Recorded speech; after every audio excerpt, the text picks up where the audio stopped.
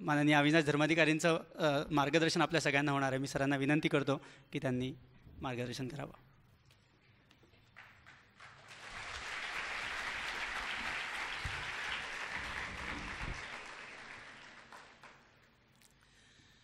प्रबोधिनीचे संचालक सन्माननीय गिरीशराव, SP कॉलेजचे प्राचार्य सन्माननीय दिलीप शेठ सर, सन्माननीय सुभाषराव महेंद्र, इतक्या जुन्या ओळखींचे इतके मस्त मस्त माणसं समोर बसली आहेत, त्यांच्या सहित सर्व माता पिता, बंधू भगिनी आणि मित्रमैत्रिणींनो, सर्वप्रथम अर्थातच मी आप्पांना वंदन करतो. माझं म्हणणं आहे की ते वंदन कायमच आहे, पण आज इथे उभं राहण्याची ही संधी मला मिळाली, ती घेऊन एकदा माईकवरनं सुद्धा वंदन करतो. परवाच्या दिवशी आप्पा आपल्यातून गेले, त्याला 33 वर्ष पूर्ण झाली आणि वाटतच नाही मनाला की 33 वर्ष झाली. किंबहुना आप्पा गेले ते फक्त शरीराने गेले, हे मनापासून म्हणतं की असं आप्पा गेले ते फक्त शरीराने गेले. जोपर्यंत आपण देशकार्य करतो आहोत तोपर्यंत ते आहेतच आणि आपल्यामधूनच व्यक्त होतात. पण मला आप्पा गेले तोही दिवस कालच्यासारखा आठवतो आणि असं मनालाही पटत नाही की अशी गेली 33 वर्ष, अशी गेली. शिवाय कोणत्याही खोट्या नम्रतेने म्हणत नाहीये की आपल्याकडून सुद्धा काही फार काम जमलं असा माझा दावा नाहीये. थोडंसं जमलं बहुधा स्वप्न आणि करण्याची कामं महासागराची पाहिलेली असली स्वप्न तर अर्ध्या थेंबाचं जमलं असावं. एवढंच म्हणता येईल की काम अजून चालू आहे, एवढंच म्हणता येईल की काम चालू राहणार, ते शेवटच्या श्वासापर्यंत चालू राहणार आणि त्याला यश वो भी होके रहेगा, देख लेना की मिळेलच यश त्याच्यामध्ये. पण असा कालच्यासारखा आठवतो. 19 ऑगस्ट 83 गिरीशराव त्याच्या 3-4 दिवसच आधी कॅनडातलं त्यांचं PhD पूर्ण करून आले. त्यांना घ्यायला मी गेलो होतो एअरपोर्टवर आणि खरं म्हणजे कळून चुकलेलं होतं की बहुधा आप्पांचे शेवटचे दिवस चालू आहेत. आम्हा सगळ्याच कार्यकर्त्यांच्या मनातली भावना होती की आता आपली जबाबदारी वाढणार आहे. हा प्रतिसाद आहे त्याला की आता आपली जबाबदारी वाढणार आहे, तर आपल्याला आपल्या परीने जमणारं काम आपण अधिक करूयात असे. तेव्हा आप्पा आपल्यात आहेतच, पण मी खरंच मनापासून म्हणतो की हा जन्मशताब्दीचा आजचा कार्यक्रम त्याला बोलायला मला बोलवून सन्मानच आहे. हा आमच्या नात्यामध्ये आभार बिभार शब्द बसत नाहीत, पण मी मनापासून म्हणतोय की हा सन्मान आहे. सन्मान ज्याचा होतो त्याला कळायला पाहिजे की अशी प्रत्येक सन्मानाच्या दसपट जबाबदारी असते, ती मान्य आहे मला आणि तिच्यात काही कमी पडेल असं होणार नाही ह्याची पण मला खात्री आहे. पण एक इथे असण्यातला आनंद, आभारच्या जवळपास काही शब्द नाही आहे, पण तो मी आनंद व्यक्त करतो, आनंद शेअर करतो सर्वांशीच. आणि अर्थातच त्याच्याबरोबरीने मग सर्वांना मुळात सर्व काळ शुभेच्छा आहेत, त्याही पुन्हा एकदा शब्दामध्ये पण सांगतो. शुभेच्छा आहेतच, शुभेच्छा द्यायच्या नसतात. ही शब्दरचनेतला बदल मी काही काळ, आता बरीच वर्ष झाली पण केला. शुभेच्छा द्यायच्या नसतात, शुभेच्छा व्यक्त करायच्या असतात, मुळात असाव्या लागतात. माझा असा आहे दावा, मोठा आहे म्हणून नम्रपणे करावा लागतो, की बरेच वर्ष झाली तरी एका अशा टप्प्यात प्रवेश केला की खरोखरच अंतःकरणातली प्रार्थना सर्वेत्र सुखीनः सन्तु आणि हातून होणारं काम करूयात आपल्या. असं उभं राहायला मिळतं, ही मला असलेली संधी आहे. ती संधी घेऊनच्या त्या शुभेच्छा शब्दामध्ये सुद्धा व्यक्त करतो. सर्वांना, मुळात सर्वांना, सर्व काळ सर्वांना जीवनाचा आपापला सूर सापडो, सर्वांच्याच हातून या भारतमातेची सेवा घडो, तशी भारतमातेची सेवा घडण्याचं पहिले मुळात स्वप्न पडो. या सर्वांनाच असलेल्या शुभेच्छा पुन्हा पुन्हा पुन्हा शब्दामध्ये सुद्धा व्यक्त करतो. मी म्हणालो आप्पा आपल्यातून शरीराने गेले, त्याला तर 33 वर्ष झाली. मला तो दिवस कालच्यासारखा आठवतो, पण तुम्ही तो दिवस कालच्यासारखा काय घेऊन बसलात? माझ्या इयत्ता 6वीमध्ये मी ज्ञानप्रबोधिनी प्रशालेत दाखल झालो. त्या वर्षी निघाली प्रशाला, ज्ञानप्रबोधिनी प्रशाला. स्थापना 62, पण शाळा 69 साली निघाली. आणि माझं 1ली ते 4थी नवीन मराठी होतं. 5वीमध्ये न्यू इंग्लिश स्कूल टिळक रोडमध्ये होतं. बरं चाललं होतं. वर्गात 1, 2 वगैरे यायचो. वासरात लंगडी गाय शाणी. तर त्या वर्षी असं त्या वर्गात पहिले 3 आलेले म्हणून त्यांच्या टेस्ट घेऊन अप्पांची संकल्पना बुद्धिमंतांचं प्रशिक्षण आणि त्याद्वारा देशाचे उद्याचे कार्यकर्ते आणि नेतेही तयार व्हावेत. त्या काळातला आणि ठरलेला शास्त्रीय निकष 140 IQ. मला माहिती नव्हतं. वडील घेऊन आले परीक्षेला आणि वडील म्हणतात तर आपण काय देऊ. तर दिली, निवडला गेलो आणि शाळेत दाखल झालो. त्यावेळी आपली वास्तू नव्हती. न्यू इंग्लिश स्कूल टिळक रोडमध्ये वर्ग चालायचे म्हणून ते दिवसात 2दा चालायचे. एक सकाळी म्हणजे नंतर न्यू इंग्लिश स्कूल चालू होण्यापूर्वी आणि एक संध्याकाळी म्हणजे संपली न्यू इंग्लिश स्कूल की आधी आम्ही संध्याकाळी मैदानावर खेळायचो आणि तसेच ओले आणि चिखलानी भरलेले कपडे घेऊन तासाला बसायचो. आणि ऑफकोर्स दंगा करायचो हे वेगळं नकोच आहे सांगायला. त्या मी प्रबोधिनी प्रशालेत दाखल झालो. त्या पहिल्या दिवशी आतलं पटांगण, तिथे आम्ही असे रांगेत उभे केलेले आणि हे सुभाषराव आणि हे विसूभाऊ अर्ध्या चड्डीमध्ये आमच्या रुबाब करत होते. तो दिवस मला कालच्यासारखा आठवतो असं सांगतोय. ते आयुष्य असं ज्या वेगाने पुढे सरकताना आपल्याकडनं होणारं थोडं काम आपण करत असतोय. हा कार्यक्रम संपताना आपण प्रार्थना करणारच आहोत. त्याचं शेवटचं सगळीच प्रार्थना आणि शेवटचं कडवं सावरकरांच्या कवितेमधलं की घेतले व्रत नाही. आमच्या वर्गाला विसूभाऊ शिकवत होत्या तळघरामध्ये खाली. आणि दरवेळेला अशी ओळ सांगून झाली की त्याच्या कपाळावर आठ्या आणून थांबवत होते. कुठेतरी काहीतरी चुकतंय, सूर बरोबर नाही आहेत. असं 3दा झाल्यावर त्याने असं माझ्याकडे बोट दाखवून म्हणले तू बंद कर गाणं. तिथे माझं गाणं मेलं. आता मी जगाला सांगतो की देवानी मला गळा दिला नाही, घसा पण दिला नाही. देवानी जे दिलं त्याचं नाव नरड. त्या नरड्यासहित जे विसूभाऊ ग्रेट गायक आहेतच. त्यांचं वंदे मातरम पूर्ण किंवा जे हे अखंड राष्ट्रपुरुष हे गीत अशी कालच्यासारखी ऐकल्यासारखी सुद्धा लक्षात असतात. असेच ते दिवस गुरुस्थानी विवेकानंदांना मानून. ते पण माझं भाग्य की लहानपणी काही कळायच्या आत सुद्धा हिंदीतली संज्ञा असते जब से पैर संभाला है. तर जब से पैर संभाला है मला वाटलं की आपले गुरु विवेकानंद. आमच्या घरी एक लहानपणी स्वामी आत्मानंद महाराज म्हणून यायचे. ते माझ्या लहानपणी 107 वर्षांचे होते. त्यांनी विवेकानंदांना पाहिलेलं होतं. पण मला वाटायचं त्यांच्या रूपाने घरात विवेकानंदांची जणू उपस्थिती आहे. अशामध्ये संगतही जडली. त्याच विवेकानंदांच्या अध्यात्म आणि राष्ट्रीयत्वाच्या विचारांवर उभे असलेले प्रबोधिनी आणि अर्थातच त्याचे गुरुस्थानी असलेले अप्पा, म्हणजे त्याला दुधात साखर पण म्हणतात.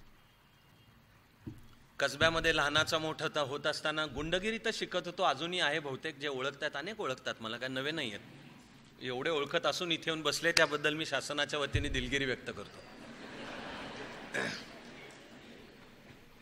गुंडगिरीच जन्म कोल्हापूर, बालपण कसबा पेठ. कसब्यातलं पोरग श्री गणेशा म्हणायच्या आधी आईमाईवरनं शिव्या द्यायला शिकतं. त्या येतात मला आजकाल मुलांना पण मी सांगतो की दिल्या पाहिजेत शिव्या. शिव्या देता आल्या पाहिजेत, हात उचलता आला पाहिजे, मारामारी पण करता आली पाहिजे. कशासाठी हात उचलायचा हे कळणे म्हणजे चारित्र्य, कॅरेक्टर. कशासाठी उचलायचा हे कळणे म्हणजे चारित्र्य.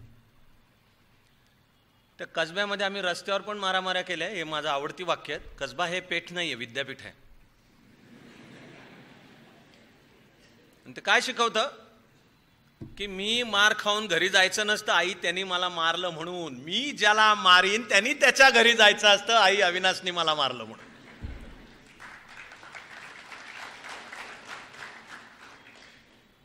पण तिथे मंदिरं पण आहेत. कसबा गणपती कीर्तन ऐकली मी लहानपणी. आयुष्यात पहिल्यांदा सुभाषबाबूंचं चरित्र मी कसबा गणपतीच्या मंदिरातल्या कीर्तनात ऐकलं. ते कोपऱ्यावर तष्टाकासार समाज दुर्गेचं मंदिर आहे, तिथली कीर्तनं. घराच्या समोरच जोशीराम मंदिर होतं, तिथली कीर्तन आहेत. अध्यात्माचा विचार, त्यातला पूर्वरंग, मग आख्यान. तेव्हा कसब्याच्या रस्त्यांनी हात उचलायला शिकवलं. कशासाठी उचलायचा हे त्या मंदिरांमधल्या कीर्तनांमधनं शिकलो. माझ्यासाठी सगळी ज्ञानप्रबोधिनी हे असं एक मंदिर आणि आप्पा हे त्याचे माणसं घडवणारे असे एक थोर कीर्तनकार की ज्यांच्या सहवासात येण्याने आमची जीवनं उजळून निघाली. मी HSC ते मला 11वीत करता आलं HSC. आणि असा लख प्रसंग लक्षात आहे. वास्तूत आलो तर मी वर्गात पण दाखवीन तो. आमच्या वर्गात 12 जण होते आम्ही. मुलं कमी असायची त्यावेळेला आणि अर्थात फक्त मुलंच असायची. प्रबोधिनीतली मुलं दुर्दैवी आहेत त्या बाबतीत. आम्ही 12 आमच्या वर्गाला डर्टी डझन म्हणायचे. तर HSCचं वर्ष मोकळा वेळ होता. सहज म्हणून आप्पा आले तासावर आणि आले तशी चौकशी करायचे कोणाचं काय चाललेलं कोणाचे असे. त्यांनी विचारलं की आपलं हे HSCचं वर्ष आहे ते मला 11वीत करता आलं, कोणाचा अभ्यास चालू आहे, बोर्डात कोण येणार. असं करून आप्पा म्हणाले की काही जण central board of secondary education नावाच्या बोर्डात आले पाहिजेत, पण काही जणांना तरी स्वप्न पडायला पाहिजे जीवन नावाच्या बोर्डात झळकण्याची. जीवन नावाच्या बोर्डात झळकण्याचा आप्पांचा प्लॅन होता. भारत मातेला सर्वस्व समर्पण करणे, या देशाचा कार्यकर्ता होणे. माझ्याकडे बघून त्यावेळी कोणाला बहुधा वाटलंही नसतं की ह्याच्या मनात असं आलेलं आहे. ते ओके, माझी काही तक्रार नाही, मी होतो काय आहेच गुंड अजूनही. गुंड, उर्मट, उलटे प्रश्न विचारणारा असेच. पण तिथे वर्गात बसल्या जागी त्या क्षणाला ठरलेलं आहे, लख दिसलेलं आहे की आपल्याला काय आयुष्य जगायचं आहे. तर हे आहे आपल्याला जीवन नावाच्या बोर्डात झळकायचं आहे. ते आपलं काम म्हणजे भारत देशाचा कार्यकर्ता होणे. वयाच्या 16व्या वर्षी जीवनाला पडलेलं स्वप्नच मुळी मला या भारत देशाचा कार्यकर्ता व्हायचं आहे आणि आपलं सर्वस्व अर्पण करून जे भारत मातेची सेवा म्हणून काम करता येईल. जीवनाचा विचार खरोखरच कधी टक्केच किती मिळतील, साईड कोणती घेऊ आणि त्यानंतर डॉक्टर हो का इंजिनियर हो आणि मग मला पैसे किती मिळतील आणि कीर्ती आणि संपत्ती पद आणि माझं वृत्तपत्रांच्या मध्ये नाव, या भाषेत केलेलंच नाही आहे. पुढची सुद्धा वाटचाल मार्कांसाठी अभ्यास नाही जन्मात कधी, IAS होण्यासाठी अभ्यास नाही. झालो हा माझा शब्द ईश्वराची कृपा आहे. ईश्वराची, त्याला माझ्या हातून काही काम करून घ्यायचं म्हणूनचे आहे. पण पडलेलं स्वप्न त्या आप्पांच्या संगतीतलं आहे, संस्कारातून आहे की या भारत देशाचा मला कार्यकर्ता व्हायचं आहे. अर्थातच HSC झाल्यानंतरची 11 वर्ष म्हणजे IAS होईपर्यंत तर पूर्णवेळ कार्यकर्ताच होतो. त्या मधल्या काळामध्ये काय मिळायचे त्या डिग्र्या, पदव्युत्तर, MPhil असे आहे, तो PhDचा अभ्यास हे एकतर बाय प्रॉडक्ट्स पण आहेत. पण त्या प्रत्येक टप्प्याचा निर्णय की आता डिग्री कोणती घ्यायची, त्या डिग्रीला विषय कोणते घ्यायचे, मग मास्टर्स करायचं का नाही, मग MPhil करायचं का नाही, मग PhD कोणतं, त्याला विषय काय घ्यायचा, सगळ्याचा निकष आपल्यातला कार्यकर्ता समृद्ध कशाने होणार आहे. म्हणून इतिहासाचा अभ्यास की तू ज्या भारत देशाचं काम करायचं म्हणतोयस तो भारत देश कळला तर पाहिजे ना, म्हणून इतिहासाचा अभ्यास आहे. तो करताना जाणवलं की एक आधुनिक भारत कळायचा असेल तर अर्थशास्त्र पण कळावं लागणार आहे. अर्थशास्त्र सोडून औद्योगिक क्रांतीनंतरचं जग तर आपल्याला आपली अंडरस्टँडिंग, समजच मर्यादित राहणार आहे. मग अर्थशास्त्र. विज्ञान कायम मुळात आवडतच होतं, पण असा अभ्यास करत पुढे सरकताना जाणवलं की आधुनिक जगामध्ये आपल्याला काम करायचं असेल तर रिलेटिव्हिटी, क्वांटम मेकॅनिक्स समजलं पाहिजे, तर त्याचं अध्यात्माशी नातं काय आहे आणि मग अध्यात्म विचारच विज्ञाननिष्ठ म्हणजे काय हे कळेल. नाही तर फक्त तो पोथीतला अध्यात्म विचार राहणार. असा करत करत एकीकडे ज्ञानाचाही प्रवास चालू राहतो, पण मुख्य आहे त्याला कर्माची जोड, कर्म, कामाची जोड त्याला असलेली. एक नाही चालणार नुसतं, त्याला प्रत्यक्ष असलेल्या कामाची जोड. त्यामुळे कबड्डीच्या मैदानाला फक्की मारून रेष आखून मैदान तयार करायचं झारीनी आणि मग खेळायचं पण आहे त्याच्यावर. ते कबड्डीपासून व्हॉलीबॉलपर्यंत. आणि ग्रामीण विकासाची कामं मी आनंदाने सांगतो सध्या मला भेटणाऱ्या मुलामुलींना की IAS व्हायच्या आधीच्या 11 वर्षांमध्ये आम्ही रस्ते तयार करायला डोक्यावर पाट्या वाहिल्यात, संडास बांधून दिलेत, निर्धूर चुली बांधून दिल्यात, गोबर गॅस प्लांट कसे बांधायचे ते शिकून घेतलेले आहेत. मुसळधार पावसांच्या रात्री हातात कंदील घेऊन गावातल्या मारुतीच्या मंदिरामध्ये साक्षरतेचे किंवा वर्ग चालवलेले आहेत.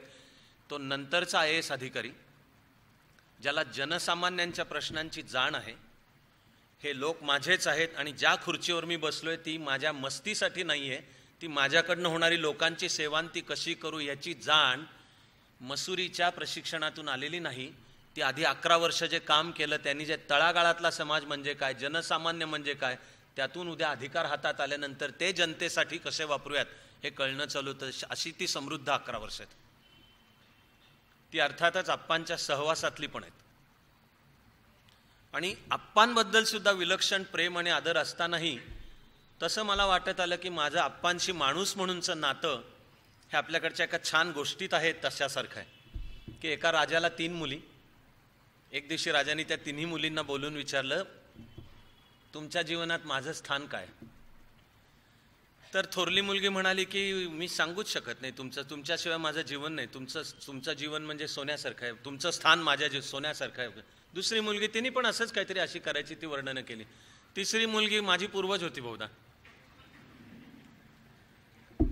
ती वडिलांना म्हणाली की माझ्या जीवनात तुमचं स्थान जेवणामध्ये जे मिठाचं स्थान असतं तसं आहे. आणि हा राजा असलेले बाप रागवला, त्याने या धाकट्या मुलीला दिलं हाकलून आणि तिला विपन्नावस्थेमध्ये ती राजकन्या असलेली अशी, ते पुढचं सोडा, मेटॅफर माझ्या मनातली ती सगळ्या पुढच्याची नाही आहे. यथावकाश गोष्टीमध्ये पुढे त्या राजाला वाईट दिवस आले, त्या दरम्यान 2 मुलींची लग्न झाली होती. म्हणजे शेक्सपियरचा किंग लिअर किंवा कुसुमाग्रजांचा नटसम्राट ही स्थिती त्या राजाची पण झाली. कोणी विचारे ना, त्यावेळी त्या धाकट्या मुलींनी राजाला पुन्हा जवळ केलं, प्रेम पण होतंच, मुळामध्ये सांभाळलं. मग ते दुःखी असलेल्या वडिलांनी विचारलं की तू सगळं माझं करतेस, मग तू त्यावेळी मला उत्तर असं का दिलंस तू? या मुलींनी सांगितलं की बाबा तुमच्या लक्षात नाही आलं, मी जेव्हा म्हणते की तुमचं स्थान माझ्या जीवनात मिठासारखं आहे, तर ते मिठाशिवाय एकही पदार्थ तयार नाही होऊ शकत. पदार्थांना येणारी सर्व चव त्या मिठामुळे आहे. पण तुम्ही रागावला, तुमचा गैरसमज झाला, तर माझं वैयक्तिक माणूस म्हणून आप्पांशी नातं काय? तर एका द्रष्ट्या व्यक्तीकडनं सगळं जीवनाचं स्वप्न तत्त्वज्ञान शिकताना हे असं ज्याच्याशिवाय एकाही गोष्टीला चव येणार नाही असं मिठाचं स्थान मानावं, असं आप्पांचं स्थान माझ्या जीवनातलं आहे.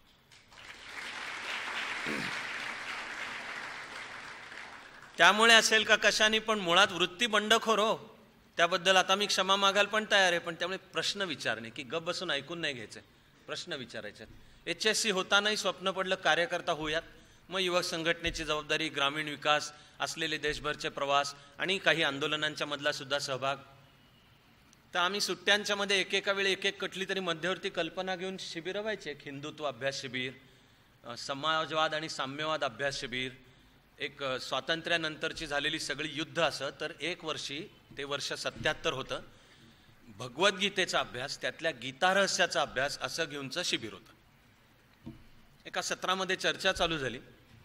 आप्पा म्हणाले की या कर्मयोग ह्या संकल्पनेने घात केला. म्हणाले कर्मफळाची अपेक्षा न बाळगता कर्म करणे, यामुळे हा भारत देश कर्म उत्तम करायलाच विसरला, या अर्थाचा मुद्दा होता तो. आता आपण समोर लहान हो, पण मी सांगतोय तसं उर्मटपणा आणि बंडखोरी भरलेली. आणि बरं, मला जे जाणवत होतं त्याच्यात जाणवत तेवढं होतं की कर्मफळामध्ये जर लिप्त झालो नाही आणि असलेल्या कर्मावर फोकस केलं, उलटं त्या कर्माचा एक्सलन्स वाढण्याची शक्यता आहे. म्हणून आप्पांशी मी वाद घालत बसलो. म्हणजे चर्चा की आप्पा, उलट कर्मफळाची अपेक्षा न करता केलेलं कर्म जास्ती उत्तम होईल. फळ मिळायचं ते मिळणारच आहे, आपल्या हातात कुठे कर्मफळ काय मिळणार आहे ते. तर ते आता आप्पांचाही स्वभाव तसे नाही म्हणलं तरी आवाज जरा चढत गेले करत. मग एका टप्प्याला मी म्हणालो की आप्पा, स्वतः श्रीकृष्ण सांगतोय की कर्मयोग पाळा तुम्ही, मग आपण तो ऐकायचा नाही.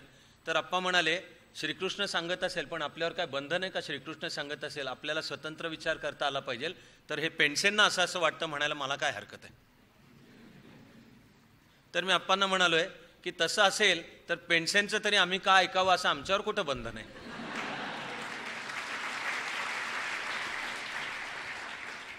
आणि यावर आप्पा रागवलेले नाहीत, माझ्यावर ह्याच्यावर रागवलेले नाहीत. म्हणजे विचारांचा अभ्यास तो मन खुलं ठेवून त्यातल्या समजा समाजवाद साम्यवाद विचारधारेचाही अभ्यास करायचा आहे, तर आधीच ठरलेल्या भूमिका, वैचारिक पाया आपला जो असायचा तो पक्का आहेच, पण मन खुलं पाहिजे ह्याच्या सहितच्या. आणि शिकायचं असेल तर समाजवाद साम्यवाद आधी शिकताना समाजवादी साम्यवादी व्यक्तींकडनं शिकलो आणि मग त्याच्यावर जे करायचं ते भाष्य करत राहायचं असे. तेव्हा ह्या चर्चेवर सुद्धा आप्पा रागवलेले नाही. मला जमलं तसं थोडं काम करत सहभागी होत राहिलो तर होतो मी, की कार्यकर्त्यांचं संघटनेमध्ये काम करताना असा कोणी सिनियर ज्युनियर नसतोच आहे, काम करतो तो. पण मी असा की प्रबोधिनीची घटना तयार करायला घ्यायची होती. तर ती जी आप्पा ज्यांना घेऊन बसायचे की प्रबोधिनीची घटना तयार करायची, काही पुढचं मांडायचं ते, तर मी होतो त्याच्यातलं. ते तर सन्मानाचा आणि जबाबदारीचा पण भाग आहे, तर मी त्याच्यामध्ये होतो. एक एक कलम असं वाचलं जायचं, थोडी त्याच्यावर चर्चा व्हायची.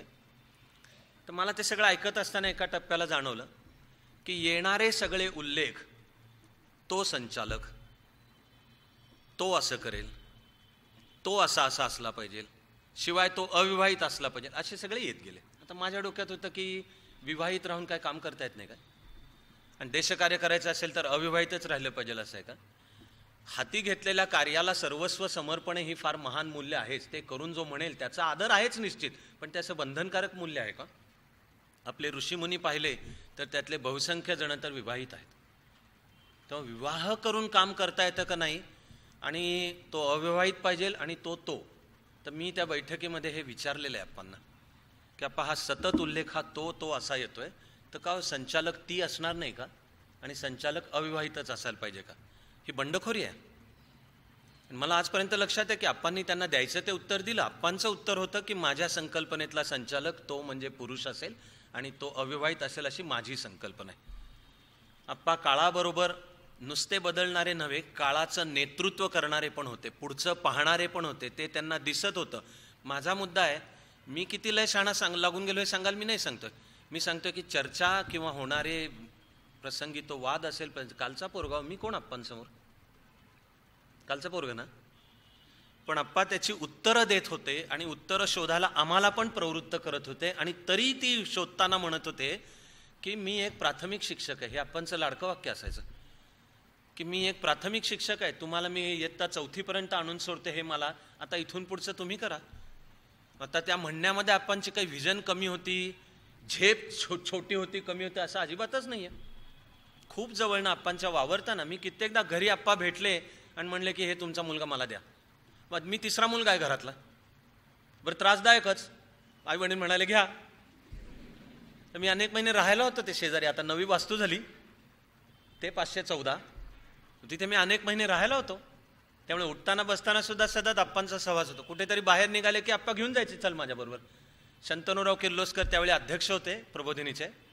कित्येक वेळा शंतनुराव किर्लोस्करांना भेटायला काही नाही, सहज मी केवढा एवढा पोरगा, पण आप्पा बरोबर घेऊन गेलेले.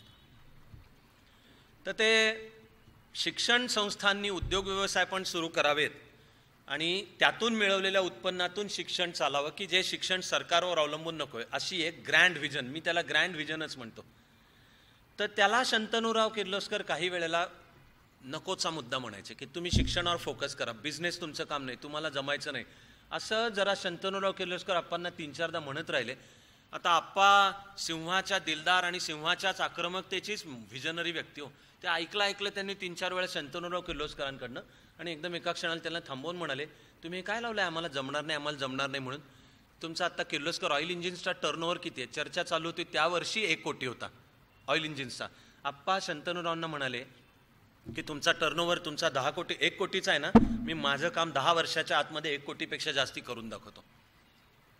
आणि आपल्यातून आप्पा लवकर गेले, कष्ट सोसून गेले, बहुधा त्या कष्टांमुळेच गेले, पण तिथपासूनच्या 10 वर्षात खरोखरच प्रबोधिनीचा टर्नओव्हर पैशाच्या मागे न लागता पण हे काम करून त्या वर्षी मला लक्षात आहे की तो 1 कोटी क्रॉस, आणि ते तेव्हाचे आहेत, आत्ताच्यावर जाऊ नका, तेव्हाचे 1 कोटी म्हणजे आताचे 25-1 कोटीच्या आसपास निघतील. पण त्याच्या मागची ही जिद्द, त्याच्या मागची ही सर्व तडफ, आणि तरी म्हणणे मी एक प्राथमिक शिक्षक आहे. सोसलं सुद्धा आप्पांनी भरपूर, पण म्हणून अशी कधी जीभ कटू राहिलेली आणि आप्पा काहीतरी टीकाच करत सुटलेत आणि प्रतिक्रियात्मक रिॲक्शनरी असे नाही आहे. त्याच्यातला पॉझिटिव्ह कंटेंट ठेवत प्रतिक्रियावादी न होता उलट तो विचार आपण आणखी कसा समृद्ध करू असा करतच आप्पा पुढे सरकले. म्हणून त्यांचं पण आवडतं वाक्य असायचं की एका म्यानामध्ये 25 तलवारी मावल्या पाहिजेत. की तुम्ही एका म्यानात 2 तलवारी मावत नाहीत काय घेऊन बसल्यात?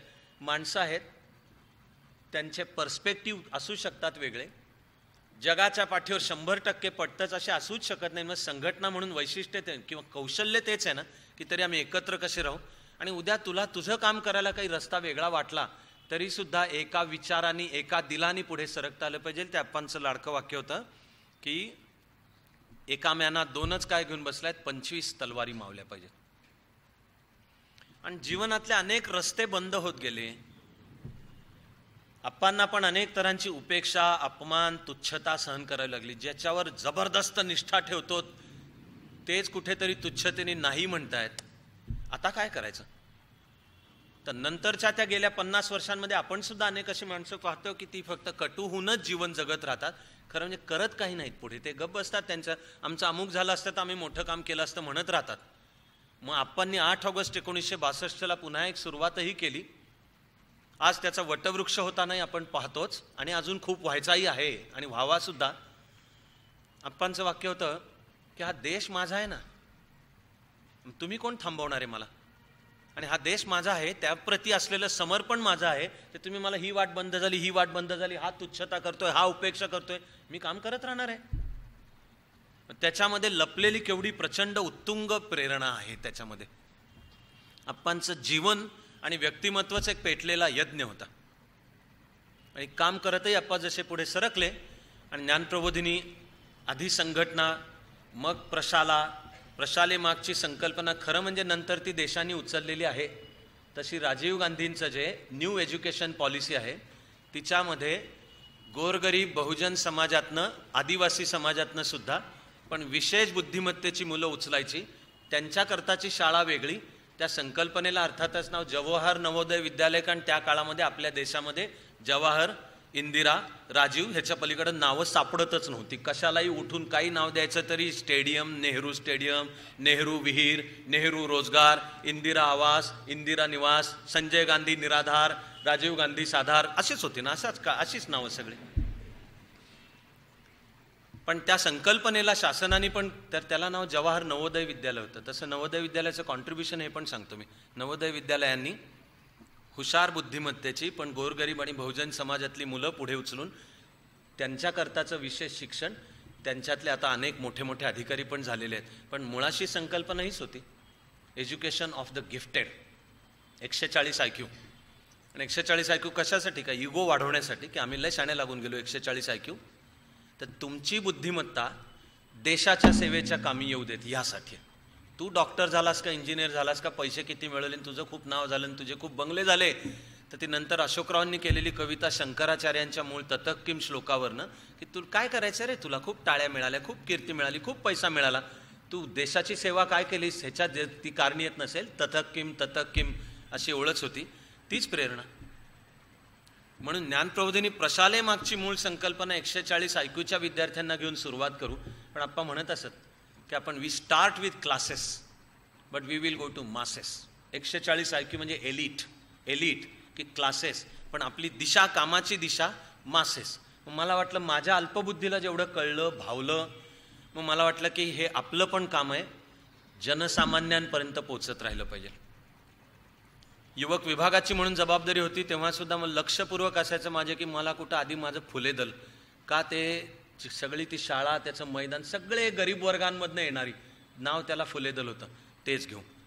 मग काय, इथं अशोक दल म्हणजे मुलं मुख्यतः अशोक विद्यालयातली अत्यंत गरीब वर्गांमधली एक फेलो फिलिंग म्हणतात, ते दुःखाचे चटके काय आहेत ते जाणवत आहेत. आणि आपण संघटना बांधून काही त्याला आपलं खारीचं योगदान होऊ शकलं तर पुढे ते तिकडे सहकारनगरमध्ये एक मोठं मैदान मिळत होतं, आम्ही त्याला नाव शिवाजी दल दिलं. पण सहकारनगरमध्येही ते चालवताना माझं लक्ष बंगल्यांच्या सोसायटीत नव्हतं. ईश्वर कृपेनी म्हणजे आईवडिलांच्या कृपेनी हे आम्ही पानशेतग्रस्त होतो. माझे वडील सरकारी कर्मचारी होते, सरकारने दिलेला प्लॉट होता आणि एक लॉंग टर्म लोन होतं म्हणून तिकडे बंगला झाला होता. श्रीमंती होती म्हणून नव्हता झाला. पण ते चालवताना सुद्धा माझा फोकस, लक्ष बंगल्यांच्या किंवा अपार्टमेंटच्या सोसायटीकडे नव्हतं. लक्ष्मीनगर, महात्मा फुले नगर, पलीकडे महर्षी नगर. आणि गोरगरीब समाजातले विद्यार्थी कसे येतील, त्यांची जीवन घडण्यामध्ये जर काही असेल तर आपला हा खारीचा वाटा. From classes to masses. नंतर मला 83-84 मध्ये शरद जोशींच्या रूपाने एक अफाट असामान्य माणूसही भेटला की ज्याच्या त्या कामामध्ये टू मासेस, शेती. आणि ह्या देशात शेतकऱ्याहून जनसामान्य म्हणजे कोण, आणि स्वतः पण एकेकाळी UPSC देऊन 56 साली देशात 3रे आलेले. वडिलांची इच्छा म्हणून पोस्टल सर्व्हिस जॉईन केली, तिच्या टॉप काम म्हणून इंटरनॅशनल पोस्टल युनियनला निवडले गेले स्वित्झर्लंड. तिकडे काम करताना युनायटेड नेशन्सची पोस्टिंग, त्याच्यात FAO फूड अँड ॲग्रिकल्चरल ऑर्गनायझेशनमध्ये काम करताना त्यांना औद्योगिकदृष्ट्या विकसित देश, अविकसित देशांचं कसं शोषण करतात आणि अविकसित देशांमध्ये सुद्धा शहरी क्षेत्र ग्रामीण क्षेत्राचं कसं शोषण करतात याचं अर्थशास्त्र उमगलं. पण उमगून थांबले ते पुस्तकं लिहून नाही थांबले.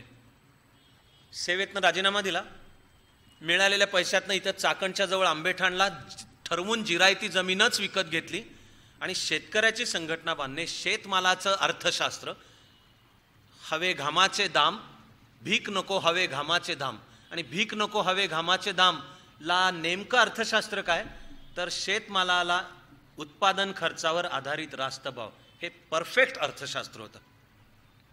काम करताना सुद्धा जे मला जाणवत गेलं की साधारणपणाने जे अध्यात्म, राष्ट्रीयत्व इत्यादी रूढार्थाने ज्यांना उजवे, मला तो शब्द पसंत नाही, तो भारतीय वातावरणाला लागू पडत नाही, पण रूढार्थाने म्हणतात. दुःखाची गोष्ट आहे की दोन इश्यूजकडे अशा संघटना किंवा विचारांचं लक्ष कमी तरी पडतं किंवा पुरेसं नसतं. तोही काळ बदलतो हे माहिती आहे मला, पण मी ज्या वेळेला कार्यकर्ता म्हणून आप्पांच्या सहवासामध्ये समृद्ध होण्याचा प्रयत्न करत होतो ती वर्ष मला जाणवलंय की एक म्हणजे आर्थिक समस्या, तेव्हा संपत्तीची निर्मिती आणि त्या संपत्तीचं समतापूर्ण वाटप या विषयांकडे साधारणपणाने जे राष्ट्रवादी आणि तो पण अध्यात्मावर आधारित राष्ट्रविचार, तो पण हिंदुत्व, हिंदू राष्ट्रविचार या अंगाने जाणारे, हे एक लक्ष या आर्थिक समस्या आणि त्याचे हे दोन ए आणि बी, आर्थिक संपत्तीचं उत्पादन आणि तिचं समतापूर्ण वाटप, इकडे नसतं. आणि दुसरं सामाजिक समतेच्या मागण्या. या देशाची असलेली समाज व्यवस्था, तिन्ही बहुजन समाज किंवा दलित समाजावर केला का अन्याय? स्त्रिया संस्कृतीच्या मूळ रचनेमध्ये ते सन्मानाचं आहेच स्थान, पण आम्ही ते विसरलो आहोत का, असं मला जी क्षितिज जाणवत जातात. आणि मग तो नुसते हे काय उणीवांवर बोट ठेवायचं नाही, तू काम करून दाखव. म्हणून त्या क्लासेस टू मासेसमध्ये मग मी नंतर शेतकरी चळवळीत सामील होतो, जबाबदाऱ्या न सोडता. प्रबोधिनीचा कार्यकर्ता होतोच आणि तरी त्या शेतकरी चळवळीत होतो. भाग्य आहे की मला शरद जोशींबरोबरही महाराष्ट्रभर प्रवास करता आलेला आहे. या सगळ्यांनीच IASचं क्षितिज दाखवलं. आणि ह्या जबाबदाऱ्या घेताना देशभर प्रवास करत होतो. तेव्हा ईशान्य भारतात 78-79 मध्ये आसाममध्ये परकी घुसखोरी विरुद्धचं आंदोलन पेटलं. मग आप्पांचं तिथे राहुल टॉकीजच्या समोरच्या घरामध्ये आधी बोलणं, चर्चा होऊन, पप्पा मी जाऊन अभ्यास करून येतो त्याचा. मी आणि अजित कानिटकर गेलो होतो. हे 77 सालचं वादळ आंध्र प्रदेशचं तर गिरीशराव आधी पुढे गेलेले होते. त्यांनी दिलेल्या निरोपानुसार आम्ही पुढे दोघे गेलेलो पहिले. मग आपल्याला जमलं ते केलं. पण येताना दरवेळी तो समृद्ध कार्यकर्ता घेऊन यायचा. तसं पंजाब खालिस्तान चळवळीला आकार यायला लागला. 78 सालच्या बैसाखीला अमृतसरमध्ये अकाली आणि निरंकारी यांची भिडंत झाली आणि हातात रस्त्यावर तलवारी घेऊनच लढाई झाली. तिथून खालिस्तान ही मागणी पुढे येणं चालू झालं. देशाच्या एकात्मतेला धोका. अरे ह्या राष्ट्राची एकात्मता हे तर आमचं सर्वात मूलभूत आर्टिकल ऑफ फेथ. आणि उद्या आहे या देशातला सुद्धा एक घटक उठून म्हणतोय की आम्ही देशापासून तुटू आणि आम्ही ते गप बसून आमचंच काम चालवतोय. कारण आप्पा फाळणीच्या कहाण्या सांगत असत. आप्पा त्याच्या आधी लाहोरला प्रचारक होते. 42च्या चळवळीच्या काळामध्ये संघाचे त्यावेळचे सरसंघचालक गोळवलकर गुरुजींशी ते शिवाजी मंदिरवर झालेल्या भेटी त्याच्या कहाण्या सांगत होते. मग आम्हाला तिकडे आम्हाला काही कळलं का त्यातनं? आपण आपल्या परीने जमणारे तिथे काम करू. तर मग ते होतं. बरं, काश्मीरची ठसठसती समस्या 2 जुलै 84 या तारखेला त्यावेळचे गव्हर्नर जगमोहन यांनी त्यावेळचे मुख्यमंत्री फारुख अब्दुल्ला यांचं सरकार केलं डिसमिस. आणि 2 तासाच्या अंतरामध्ये पुण्याचे जावई असलेले GM शाह, गुल मोहम्मद शाह नाव त्यांची पत्नी पुण्यातली आहे, त्यांना शपथविधी घडवला. आणि JKLF चालू होत होती त्या सुमाराला. आजच्या एवढा काश्मीर पेटलेला नव्हता, पण जरासुद्धा विचार अभ्यास करतोय त्याला कळत होतं की हे पुढे कोणत्या वाटेला चाललेलं आहे. ते आपलं काम आहे की जाऊन अभ्यास देश स्थितीचा समतोल चालू. आपलं काम आहे जाऊन पाहून पण ये. बरं, मग नुसतं पाहून नाही रे बाबा, काम कर. तर मी व्यक्ती कार्यकर्ता म्हणून मी त्या आसाममधल्या चळवळीतही एक सत्याग्रही म्हणूनही सामील होतो. पण प्रबोधिनीच्या व्यासपीठावरनं 2दा पदयात्रा, त्या एकदा 83 साली, आनंदाची गोष्ट म्हणजे अजून आप्पा आपल्यात होते. दुर्दैव म्हणजे आप्पा त्यानंतर गेले, पण काम आपल्याला चालू ठेवायचं आहे. अशी दुसरी पदयात्रा 84. त्यातल्या पूर्णाताई म्हणजे आत्ता सौधर्माधिकारी आणि आधीच्या व्याख्यानामध्ये ज्यांचं नाव येऊन गेलं हेमांगी जांभेकर म्हणजे माहेरच्या हेमांगी नगरकर, या दोघी पूर्ण वेळच्या कार्यकर्त्या म्हणून की पंजाबमध्येच जायचं. खालिस्तान विषय असताना, पेटलेला दहशतवादाचा असताना, पण पंजाबमध्ये जायचं, गुरुमुखी शिकायची, पंजाबी भाषा शिकायची, गुरु ग्रंथ साहेबचा अभ्यास करायचा आणि एक संदेश आहे राष्ट्रीय एकात्मतेचा. ॲक्च्युली त्या दोघींचा जाण्याचा दिवस ठरलेला होता 19 ऑगस्ट, म्हणून त्या थांबल्या आणि नंतर सप्टेंबरमध्ये गेल्या. मग आपण केलेल्या त्या पदयात्रा आहेत. मग लेखनाचे वाटलत गेलं, ते जे खतखतत होतं आतलं, लेखनाचं होतं. आंध्रमधनं काम करून परतलो, अनेक महिने अस्वस्थतेत गेलेत. कॉमर्सला असल्यामुळे कॉलेज बिलेज काय नव्हतं. कॉमर्सला काय अभ्यास असतो काय? परीक्षेच्या 15 दिवस आधी फक्त घेऊन काहीतरी करायचं असतंय. त्यामुळे काय कॉलेजला कधी फारसा जातच नव्हतो. बाकी मी कॉलेजेसना आणि त्यातल्या कॅन्टीनना कायम नाव देऊन ठेवलेलंच आहे वधूवर सूचक मंडळाची शाखा. मला इंटरेस्ट नव्हता. त्यामुळे दुपारचा जो मोकळा वेळ मिळायचा त्याच्यात मग काहीतरी वाचन मी बाबा आमटेंच्या ज्वाला आणि फुले पाठ हे त्या दुपारीत केलं. आणि काही कळत नव्हतं आपण काय लिहितोय ते, पण लिहित बसलो आंध्रमधले अनुभव. आणि असं जेव्हा वाटलं की ते बंच तयार झालेले आहेत, कोणाला दाखवायचं, घेऊन आप्पांच्याकडे गेलो दाखवायला. आणि ठेव की आप्पा ठीक आहे, काहीतरी आप्पा आपल्याला काहीतरी सांगतील असं. 2 दिवसांनी आप्पांनी बोलवून घेतलं, ते कडकडून मिठी मारली आणि खुश होते आप्पा की हे लिखाण तुमचं तुम्ही कुठेतरी द्या, हे असं खुश होते. त्याच्यात मला आनंद होता. तर त्यावेळेला वाचत होतो माणूस साप्ताहिक. श्री ग माझगावकर, आम्ही त्यांना श्रीभाऊ म्हणतो, नंतर तर घनिष्ठ परिचय झालाच. ते ब्रिगेडियर दळवींचं 62च्या युद्धावरचं हिमालयन ब्लंडर हे पुस्तक मराठीमध्ये भाषांतरित आम्ही माणूसमध्ये वाचलं त्यावेळेला. आणि प्रबोधिनीच्या समोरच्याच रस्त्याला, त्यामुळे माहिती होतं. म्हणून मी श्रीभाऊंकडे गेलो, तो लेख दिला. काही मनात काही नव्हतं. बहुधा मनात फार फार असेल की फार निरोप येईल की हे घेऊन जा तुमचं मॅन्युस्क्रिप्ट. पोस्टाने पाठवायला आमच्याकडे स्टॅम्प नाही आहे, आम्ही आमचा खर्च कशाला करू, शनिवार नारायण सदाशिव आहे हो, इथं येऊन घेऊन जा तुमचं, अशी माझी मनाची तयारी होती. तर एक दिवशी निरोप आला की अशा अंकात ते घ्यायचं ठरलंय, ते एकदा येऊन प्रूफ रिडिंग तपासायला जात. तो माझ्यातल्या लेखकाची सुरुवात आहे. पुन्हा त्याच्यामध्ये आप्पांचाच सिंहाचा वाटा आहे, त्याची जाणीव करून देणे त्या लेखकाची. आणि या मग तो पुढचा लेखनाचा सुद्धा प्रवास चालू होत राहिला. त्या भारतभरच्या प्रवासांनीच दृष्टी दिली की अंतःकरणातली आग कार्यकर्त्याचीच, पण हातातले अधिकार IASचे आले तर काम जास्ती करता येणार आहे. मी खरोखर मोकळेपणाने कुठेही जरासुद्धा कोणाला काही कमी न लेखता, स्वतःला लय शाणा त्याहूनच कोणाला तसं वाटलं तर शिक्षा सांगा मी घेतो. मी ॲनालिसिस म्हणूनच फक्त म्हणतोय की आधी एक कार्यकर्ता म्हणून काम करताना, समजा खेड शिवापूरला समजा करतोत कामं, हां, सरकारी यंत्रणा काय चीज आहे, तिची ताकद काय आहे, हे मला आधी तिथे नव्हतं आलेलं लक्षात. आपण फार तर म्हणूयात, माझी असेल कदाचित त्रुटी, की गावात तलाठी काय चीज आहे, 7/12चा उतारा म्हणजे काय, आणि इथपासून एकूण सरकारी यंत्रणा. पण या देशभरच्या प्रवासात कमी वेळात आणि एडिट करत सांगता यावं म्हणून मी फक्त एकच उचलतोय, पण ते प्रातिनिधिक आहे. इंदिराजींच्या खास विश्वासातले एक वरिष्ठ IAS अधिकारी, इनफॅक्ट ते ICS होते, म्हणजे आधीच्या पिढीचे, हरिश्चंद्र सरीन, हे मला 3 ठिकाणी म्हणजे जाऊ तिथे भेटले. आसाममधल्या आंदोलनाच्या वेळेला इंदिराजींनी हरिश्चंद्र सरीन यांना ते आंदोलन हाताळायला पाठवलेलं होतं. तर गुवाहाटीमधल्या सर्किट हाऊसवर माझ्या हरिश्चंद्र सरीन यांची भेट होऊन त्यांच्याशी असं खूप सविस्तर बोलता आलं. काश्मीर आणि ते जगमोहन यांनी फारुख अब्दुल्लांचं सरकार डिसमिस केलं त्यावेळेला पोचलो. अनेक तिथले ज्येष्ठ पत्रकार भेटले, मला फारुख अब्दुल्लांची भेट मिळू शकली. हजरतबल मस्जिदचे जे मुख्य मौलवी मीरवाईज फारूक, त्यावेळेचं त्यांचं नाव फारूक होतं, त्यांची पुढे हत्या झाली, पण त्यांची मी हजरतबलमध्ये भेट घेऊ शकलेलो होतो. शिया नेता, सुन्नी नेता यांच्या सगळ्यांच्या, त्यातून काश्मीर प्रश्नाची येणारी जाण.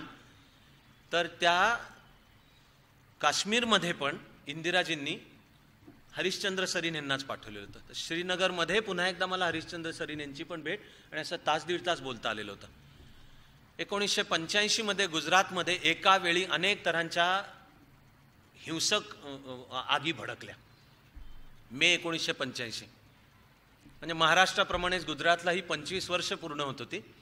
पण एका वेळी एकीकडे मुख्यमंत्री हटाव, तो पक्षांतर्गत पण होता, पण त्याच वेळेला हिंदू मुस्लिम दंगली पण भडकल्या आणि भडकवल्या गेल्या. आणि गुजरात सरकारने म्हणलं तर सामाजिक न्यायाचा प्रश्न मी त्याच्या तपशिलात जात नाही, जाऊ शकत नाही आहे, आणि म्हणलं तर राजकारणसुद्धा.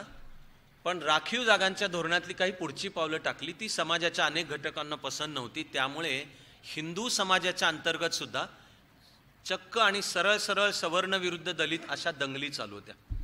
मला 85 साली पण वाटलं की उद्याच्या भारतात काय घडू शकतं त्याचं हे मिनिस्क्यूल, त्याचं एक्सप्रेशन, आविष्कार आहे त्याचा, की उद्याच्या भारताची फाळणी फिकी पडेल असा हिंसाचार. मग वाटलं की आपण गेलो पाहिजे.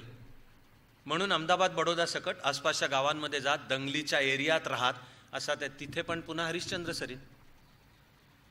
आणि मला कळत होतं की समजा IASचा निकाल लागला, झालोय IAS, आता IAS मध्ये गेल्यावर आपल्याला असं लेखन आंदोलनं करता येणार नाहीये. ते IASचे कॉन्डक्ट रूल्स आहेत and play the game bye it's rules.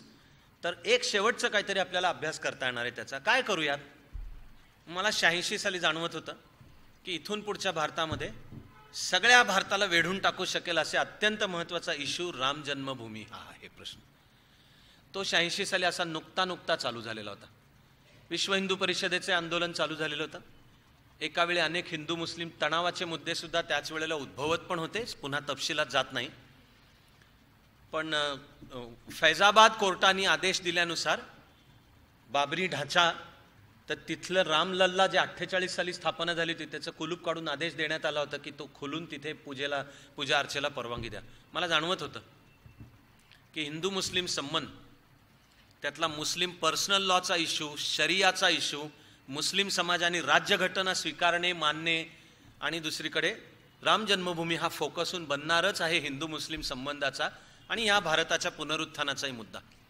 म्हणून मी केलेला शेवटचा IAS मध्ये जाण्यापूर्वीचा ठरवून केलेला शेवटचा दौरा आणि अभ्यास त्याला असलेली, हे एकीकडे इस्लामचा अभ्यास, त्यातल्या शरियाचा अभ्यास, त्याच्यासाठी अलीगड विद्यापीठ, त्यामध्ये इरफान हबीब, प्रोफेसर हबीब रसूल आणि इस्लामचेच अभ्यासक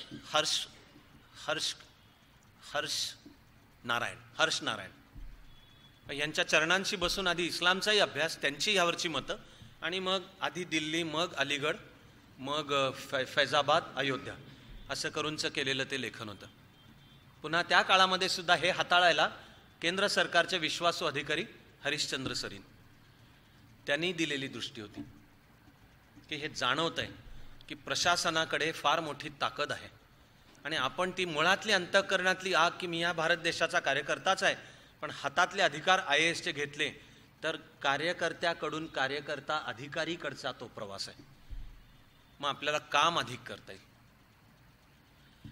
ते करताना अर्थातच ते आधी नंतर IAS त्यामध्ये काम करताना सुद्धा आप्पांनी मांडलेले विचार एकूणच, पण त्यामधला अधिक फोकस नेतृत्व विषयक आप्पाजी मांडणी करत होते ते दिसतच होतं डोळ्यासमोर.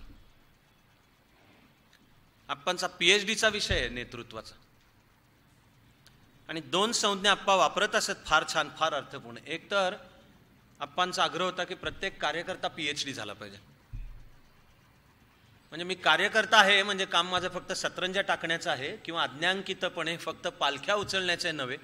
कमीपणा कशातच वाटता कामा नये. सतरंजा उचलायच्या तर सतरंजा उचल, पालख्या उचलायच्या तर उचल, पण तुझ्या क्षेत्रातला तू जाणकार तज्ज्ञ झाला पाहिजेस, तुझ्या क्षेत्रात PhD पर्यंत शिकलं पाहिजे. आप्पांनी ते स्वतः करून सांगितलं. तो पण विषय नेतृत्वाचा होता. आणि 2 संज्ञा आप्पा ते करत असताना वापरत असत. एक आहे leadership is situational and style of leadership also is situational. म्हणजे कोणत्या परिस्थितीमध्ये नेतृत्व कुणाकडे पाहिजे हे परिस्थितीजन्य आहे, परिस्थिती सापेक्ष आहे.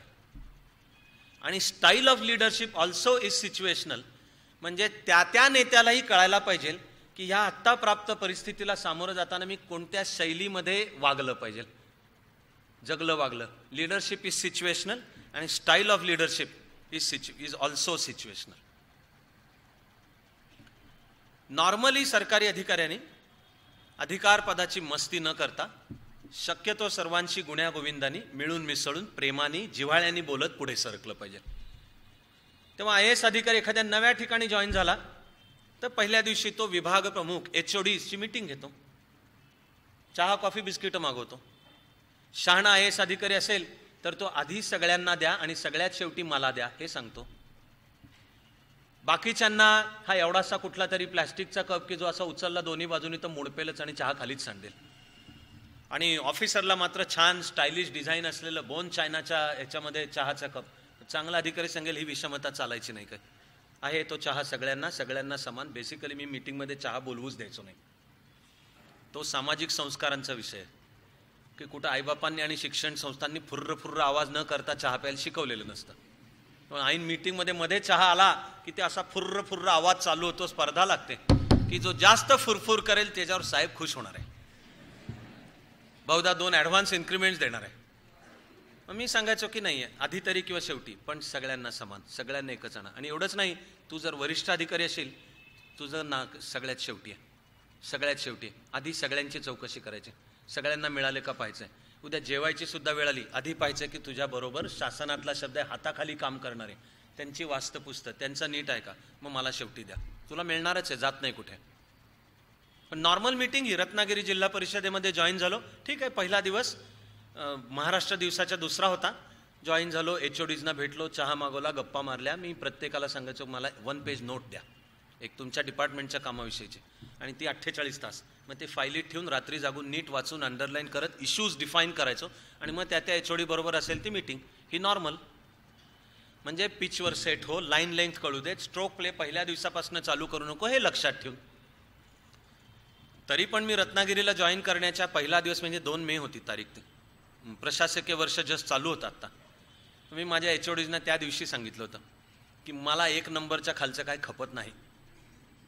त्यावेळी महाराष्ट्रामध्ये 29 जिल्हा परिषदा होत्या आणि 61 साली जिल्हा परिषदा स्थापन झाल्यापासून ते हे वर्ष 92 आहे, मे 92. रत्नागिरी जिल्हा परिषद राज्याच्या पातळीला परफॉर्मन्स असेसमेंट होताना कायम 28 किंवा 29 नंबरवर असायचे. मी 2 मेला माझ्या टीमला सांगितलं की मला काय नंबर 1च्या खालचं खपत नाही. त्यासाठी काय करायचं ते सर्व सांगा. अजून वर्ष चालू होतं आहे आपल्याला काम. रत्नागिरीमध्ये मान्सूनमध्ये कामच होत नाहीत काही विकच. मान्सून संपला की चालू होतात. त्यामुळे आपल्यापाशी वेळ आहे. पण 31 मार्चला जेव्हा आर्थिक वर्ष संपेल एक तर विकासासाठी आलेला 100% पैसा खर्च पडला पाहिजे. तो ॲक्च्युअल खर्च झाला पाहिजे. नुसती रात्री टेलिग्राम नको आहे जी सरकारी पद्धत आहे की 31 मार्चच्या रात्री रेव्हेन्यू आणि फायनान्सला टेलिग्राम की आम्हाला दिलेली विकासाची सर्व रक्कम खर्ची पडली. ती प्रत्यक्षात नसते पडलेली, दुसऱ्या अकाउंटवर ठेवलेली असते. तिथून वाटा फुटणं चालू होतं, भ्रष्टाचार चालू होतं. मी 2 मे वर्ष अजून चालू होतं तोवर इंग्लिशमधलं वाक्य I put my foot down. मी सांगितलं एक म्हणजे मला नंबर 1च्या खालचं काही खपणार नाही आणि खोटे रिपोर्टिंग वगैरे सुद्धा चालणार नाही. आणि तरी रत्नागिरी जिल्हा परिषद 92-93चं वर्ष संपेल तेव्हा नंबर 1वर पाहिजे. नाही तर तुमच्या नोकऱ्या धोक्यात आहेत. हा पहिला दिवस. 92-93चं वर्ष संपलं तेव्हा रत्नागिरी जिल्हा परिषद महाराष्ट्रात नंबर 1वर होती. परफॉर्मन्स सरकारचा जो परफॉर्मन्स असतो त्याच्यात.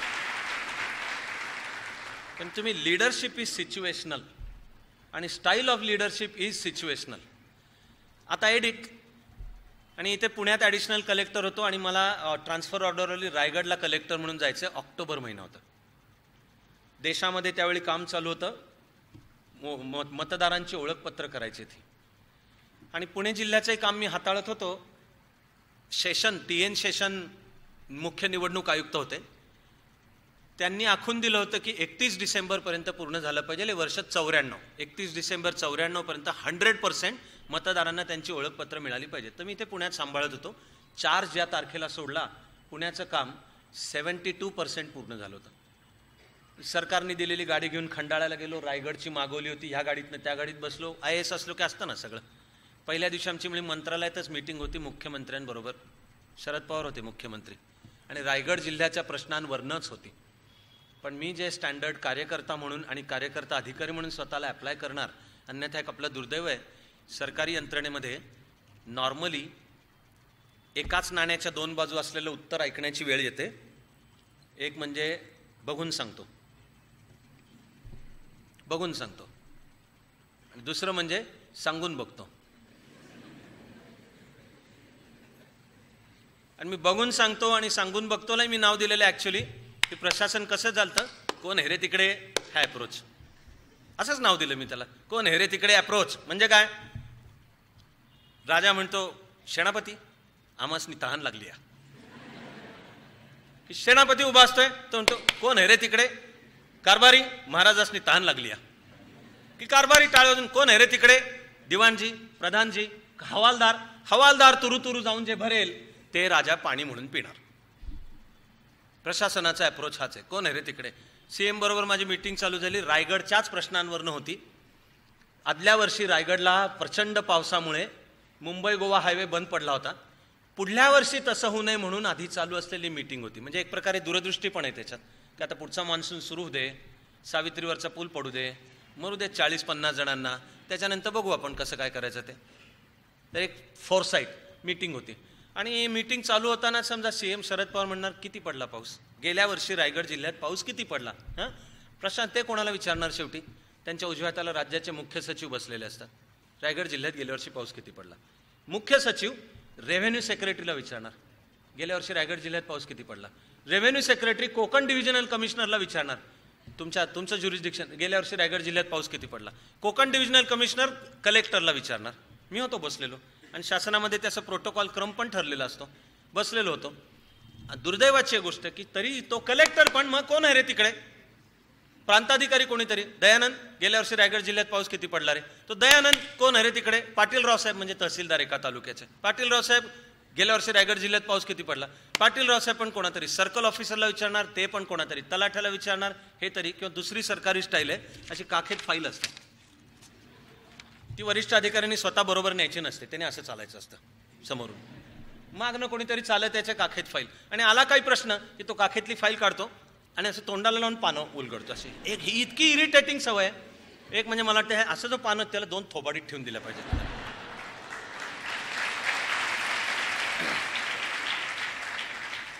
किंवा निदान ते पानांना असं काहीतरी लावून ठेवलं पाहिजे की 3-4 वेळा केलं की तो बसल्या जागी असं पडायला पाहिजे मागे.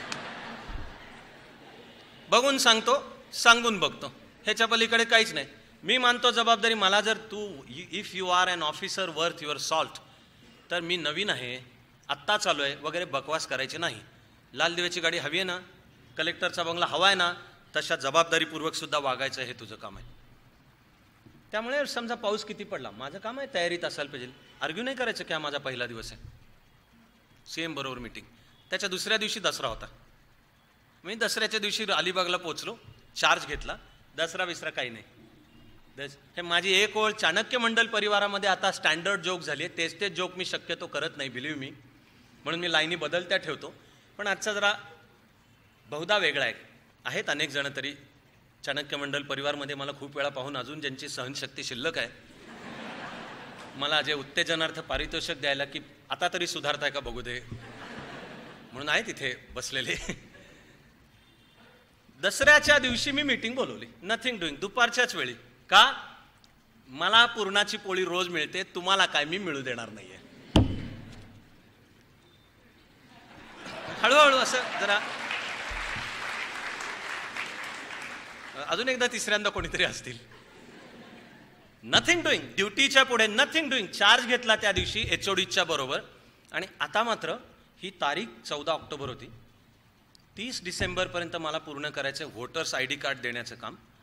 माझी सरकारी अधिकारी ह्याच्या पलीकडे जाऊन सुद्धा खात्री होती की हे लोकशाही समृद्ध करणारं काम आहे आणि हा आपण आपल्या परीने करत असलेला रोल आहे.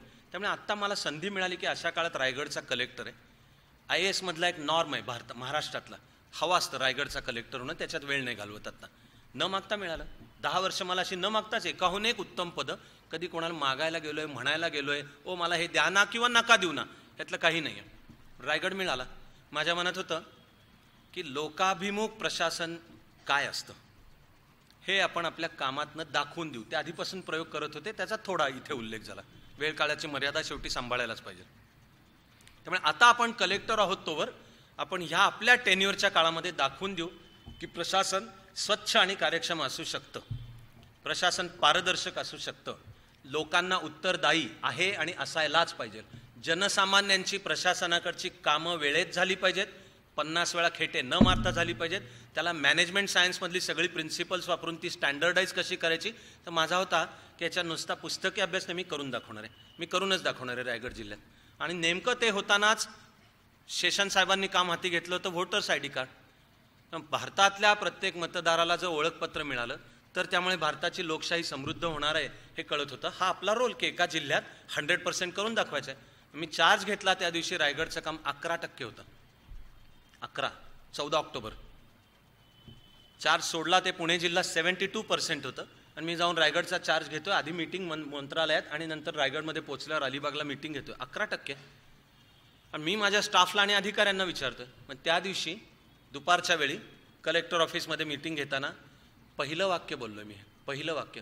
ती सरकारी पद्धती असतात बरं का, की कलेक्टर शेवटी, तर त्यामुळे आधी सगळे बसलेले अधिकारी सगळे, बरं हा नवा येतोय, तशी सरकारी यंत्रणा चतुर पण आहे. त्यामुळे नव्या अधिकाऱ्याची जेव्हा पोस्टिंग होते त्याची अख्खी कुंडली आधी शोधलेली असते त्यांनी. अख्खं नीट ह्याला काय लागतं काय नाही लागत, हा व्हेज खातो का नॉनव्हेज खातो, बोलतो पण व्हेज का नॉनव्हेज, गाडीमधनं जातो तेव्हा शेजारी बसलेल्या बाईसाहेब ह्याच्याच बाईसाहेब असतात का दुसऱ्या कोणाच्या बाईसाहेब असतात, या सगळ्या सकट कुंडली त्यांना नीट माहिती असते. हिंदी जे गाणं आहे जुनं किशोर कुमारनी गायलेलं, ये जो पब्लिक है ये सब जानती है. प्रशासनातली तर पद्धत आहे की तुम्ही पब्लिक तो और बात है, अधिकारी तुमच्याविषयीची माहिती आधीही शोधून येतात. तर असे सगळे बसलेले. मी प्रवेश केला, उठले सगळे, मग मी नमस्कार केला, जे काय गुड मॉर्निंग गुड आफ्टरनून, दुपार होती, गुड आफ्टरनून. आम्ही बसलो. पहिलं वाक्य बोललो. पहिलं काही ओळख बिळख काही नाही, ओळख नाही, हसून बोलणे नाही, मला तुमची 1 पेज नोट द्या तिचा अभ्यास करतो की नाही. बसलो आणि पहिलं वाक्य हे बोललो की 31 डिसेंबर ही शेवटची तारीख आहे, व्होटर्स ID कार्डला. आज आपण 11% आहोत. मला काम 30 डिसेंबरला पूर्ण पाहिजे आणि काम होणार नाही हे नका सांगू, कसं होईल ते मला सांगा. मी जर जिल्ह्याचा कलेक्टर आहे ते व्हायला तुम्हाला काय काय पाहिजे ते सांगा, ते सगळं करू, पण काम होणार नाही सांगायचं नाही. शेषन जर म्हणत असले 31 डिसेंबर, मला रायगड जिल्ह्याचं काम 30 डिसेंबरला पूर्ण झालेलं पाहिजे, नाही तर तुमच्या नोकऱ्या धोक्यात आहेत. इथूनच सुरुवात नात्याला. पहिलं वाक्य आहे, नाही तर तुमच्या नोकऱ्या धोक्यात. ते कलेक्टरच्या पॉवर्स मला माहिती असतात. तुमच्या ही सुरुवातच. Leadership is situational, style of leadership is equally situational. तुला तिथे जजमेंट तुला लक्षात यायला पाहिजे, या ठिकाणी त्या त्या ठिकाणी कसं वागायचं आहे. आप्पांच्या प्रबंधातले दुसरे फार छान शब्द आहेत की बेसिकली 2 प्रकारचं नेतृत्व असू शकतं, त्यांचं वर्गीकरण असं करता येईल. एक म्हणजे इमर्जंट लिडरशिप आणि दुसरी म्हणजे अपॉइंटेड लिडरशिप. अपॉइंटेड म्हणजे सांगण्यात आलेले, तिथे सांगण्यात आलेले की हा नेता आहे, तुम्ही सगळ्यांनी त्याचं ऐकायचं, हा नेता आहे, ही अपॉइंटेड लिडरशिप. इमर्जंट म्हणजे आधी कोणी डिफाईन नाही केलेलं, पण ग्रुप डायनॅमिक्स तो काम करतोय आणि त्यातून कोणी पुढाकार घेतो, असतील तर टसल काय असतील ते अटळ आहेत त्यात ग्रुप, पण त्यातनं इमर्ज होतो एक जण. Emergent leadership. आपल्याला दिसेल की मुख्यतः राजकीय नेतृत्व हे इमर्जंट लिडरशिप असते, पण प्रशासकीय नेतृत्व ही अपॉइंटेड लिडरशिप आहे. तुम्ही अभ्यास करता, परीक्षा देता, अमुक इतके मार्क मिळाले, असा इंटरव्ह्यू दिला म्हणून तुम्ही निवडले जाता, ज्या रँकवर आहात त्यानुसार सर्व्हिस मिळेल, तिथे तुम्ही नेता आहातच तुम्ही, पण ती ॲडमिनिस्ट्रेटिव्ह लिडरशिप आहे. तुम्ही अपॉइंटेड लीडर आहात. पण अशा अपॉइंटेड लीडरला ज्यांचा नेता म्हणून त्याला नेमलंय त्यांच्या मनांमध्ये सुद्धा त्या नेतृत्वाला मान्यता मिळाली पाहिजे, त्यांना बरोबर घेता आलं पाहिजे आणि कामाकडे एका समान ध्येयाकडे जाता आलं पाहिजे. प्रशासकीय नेतृत्व अपॉइंटेड असतं म्हणून हाताखालचे ऐकणार आहेत हे दिवस संपले. मुळात कधी होते असं मला वाटत नाही. तेव्हा तू IAS लागून गेलास आणि तुला ह्या पोस्टवर आहे, मग मी जिल्ह्याचा कलेक्टर, मी वाटेल तसा वागीन, नाही चलेगा, नाही चलेगा. आणि तू वरिष्ठ अधिकारी असशील तर त्यातल्या अधिकाराच्या मस्तीपेक्षा तुझं काम आहे कामाची जबाबदारी आहे. आणि you want to crack a whip, हां, की शिस्त पाळली पाहिजे. ठीक आहे, 10 म्हणजे 9:55, 6 वाजेपर्यंत काम म्हणजे कामच झालं पाहिजे. ते काम जात पात धर्म पंथ भेद काही न पाहता सर्वाभूती समानत्व बाळगून झालं पाहिजे. ते ह्याची फाईल दाब त्याची पुढे काढ वगैरे बकवास चालणार नाही. टेबलच्या वरनं खालनं काही पाकिट तर तुम्ही विसराच, ठीक आहे ना. तर मग पहिली तुझी जबाबदारी आहे लीडिंग बाय एक्झाम्पल, की लीडिंग बाय एक्झाम्पल. हे भारतीय समाजव्यवस्थेचं पण वैशिष्ट्य आहे. ते प्रशासनामध्ये पण अधिक प्रमाणामध्ये दिसतं की जर एकदा कलेक्टरची गाडी 10 म्हणजे 9:55ला कलेक्टर ऑफिसच्या आवारात येतेच असं दिसलं, न सांगता निदान हाताखालची 90 ते 95 माणसं ऑटोमॅटिकली वेळ पाळणं चालू करणार. हा सरकारी यंत्रणेवरचा एक आपोआप संस्कार आहे की माझा वरिष्ठ तो असा वागतो, तो दिलेले शब्द पाळतो. त्याने जर एकदा सांगितलं की मी असा 11 वाजता असीन तर त्याचा अर्थ तो 11 वाजता असतो. त्याने जर एका माणसाला शब्द दिला की तुमचं काम उद्याच्या 11:15 होईल, तर ते झालं पाहिजे. आणि तसा त्याचा आग्रह आहे.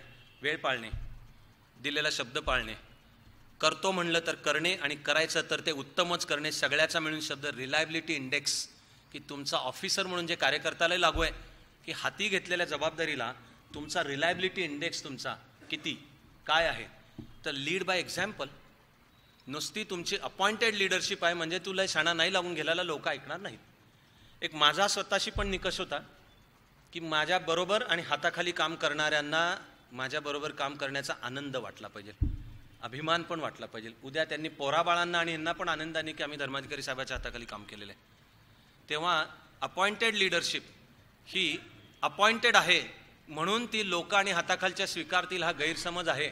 अपॉइंटेड लिडरशिप आहे याचा अर्थ एवढाच आहे की तुला स्टार्ट दिलेला आहे की ओके ही लाल दिव्याची तुझी गाडी, हा तुझा रायगडचा मस्त बंगला, त्याच्याभोवती हापूस आंब्याची मस्त 3 एकर असलेली बाग, रायगडच्या कलेक्टरला प्रायव्हेट बीच आहे, BEACH बीच, स्पेलिंगमध्ये गडबड नका करू. आणि लॉन्च असते रायगडच्या कलेक्टरला, लॉन्चमधनं 40 मिनिटाच्या अंतरावर ते अपोलो बंदर आणि गेटवे ऑफ इंडिया दिसतं. मंत्रालय एक गाडी तिकडून हजर, इकडून लॉन्चमधनं जायचं, लाल दिव्याची दुसरी गाडी हजर, मंत्रालयात मीटिंग असेल तर. हे तुला रुबाब करायला नाही दिलेलं रे बाबा, तुला दिलेला फक्त स्टार्ट आहे. आणि तो कशासाठी आहे की तू तुझंच काय होईल, तुझ्या आयुष्याचं काय होईल, तुझ्या घरी गॅस असेल का, बर्षांची शेगडी असेल का, उद्या तुझ्या मुलाबाळांच्या शिकण्याचं काय होईल, रेशन कार्डाचं, त्याची तू चिंता नको करू, ते होणार आहे सगळं बसल्या जागी. तू लोकांचं कल्याण, त्या कामाकडे तुझं लक्ष दे. त्याच्यासाठी ही तुला बरोबर दिलेली टीम आहे. प्रशासन म्हणजे वैयक्तिक हिरोगिरी नाही आहे, ते टीमवर्क आहे. आणि ज्याला ते टीमवर्क घडवून येत आहे तर तोच इफेक्टिव्ह ऑफिसर, प्रभावी तो होऊ शकणार आहे. ते टीमवर्क घडवून आणायला ते नुसतं आदेशाने होत नाही. केव्हा द्यायचे हे पण त्या नेत्याला तिथे कळलं पाहिजे की ही वेळ चर्चा करत बसण्याची नाही. म्हणजे आपणच्या थिसिसमधल्या सुद्धा निर्णय प्रक्रियेमधला शब्द कन्सल्टेटिव्ह लिडरशिप, सहविचारात्मक नेतृत्व पद्धती, की नॉर्मल पद्धत तुझ्याबरोबर काम करता येते, एकत्र बसा, हसून खेळून बोला, परस्पर सन्मानाने बोला, विचारात घ्या सगळ्यांना. पण सगळ्यांना विचारात घ्या म्हणजे त्यांचा ऐका असा अर्थ नाही. नेता तू आहेस, निर्णय तू घ्यायचा आहेस, घेतला तर त्याची जबाबदारी पण तुझी आहे, ती पण पेलायची आहे. पण तुझं काम आहे सहविचारात्मक ऐकून घेण्याचं. पण मग निर्णय प्रक्रियेची पण शिस्त ही आहे की जोपर्यंत निर्णय घेतला जातोय शुद्ध बुद्धीने तुला म्हणायचं आहे ते म्हण. तिथे तुझा हिडन एजेंडा नाही पाहिजे की काहीतरी माझं लपलेलं दुसरं आहे, ते साधायला मी अशी सूचना काहीतरी दुसरीच करणार आहे, किंवा काहीतरी वैयक्तिक माझं आहे त्याबद्दल मी ही सूचना करतोय वगैरे नाही आहे. कार्याचं हित कशात आहे, तो कार्याच्या हिताचा निर्णय इथे काय व्हायला पाहिजे ह्याचा विचार करून तुझं म्हणणं मांड. निर्णयाच्या पॉईंटपर्यंत ते मोकळेपणाने मांडायचं. पण एकदा का निर्णय झाला की तुझं काय मत होतं हे सगळं बाजूला ठेवून झाला ना, आता तो यशस्वी होण्यासाठी सगळ्यांनी काम करायचं.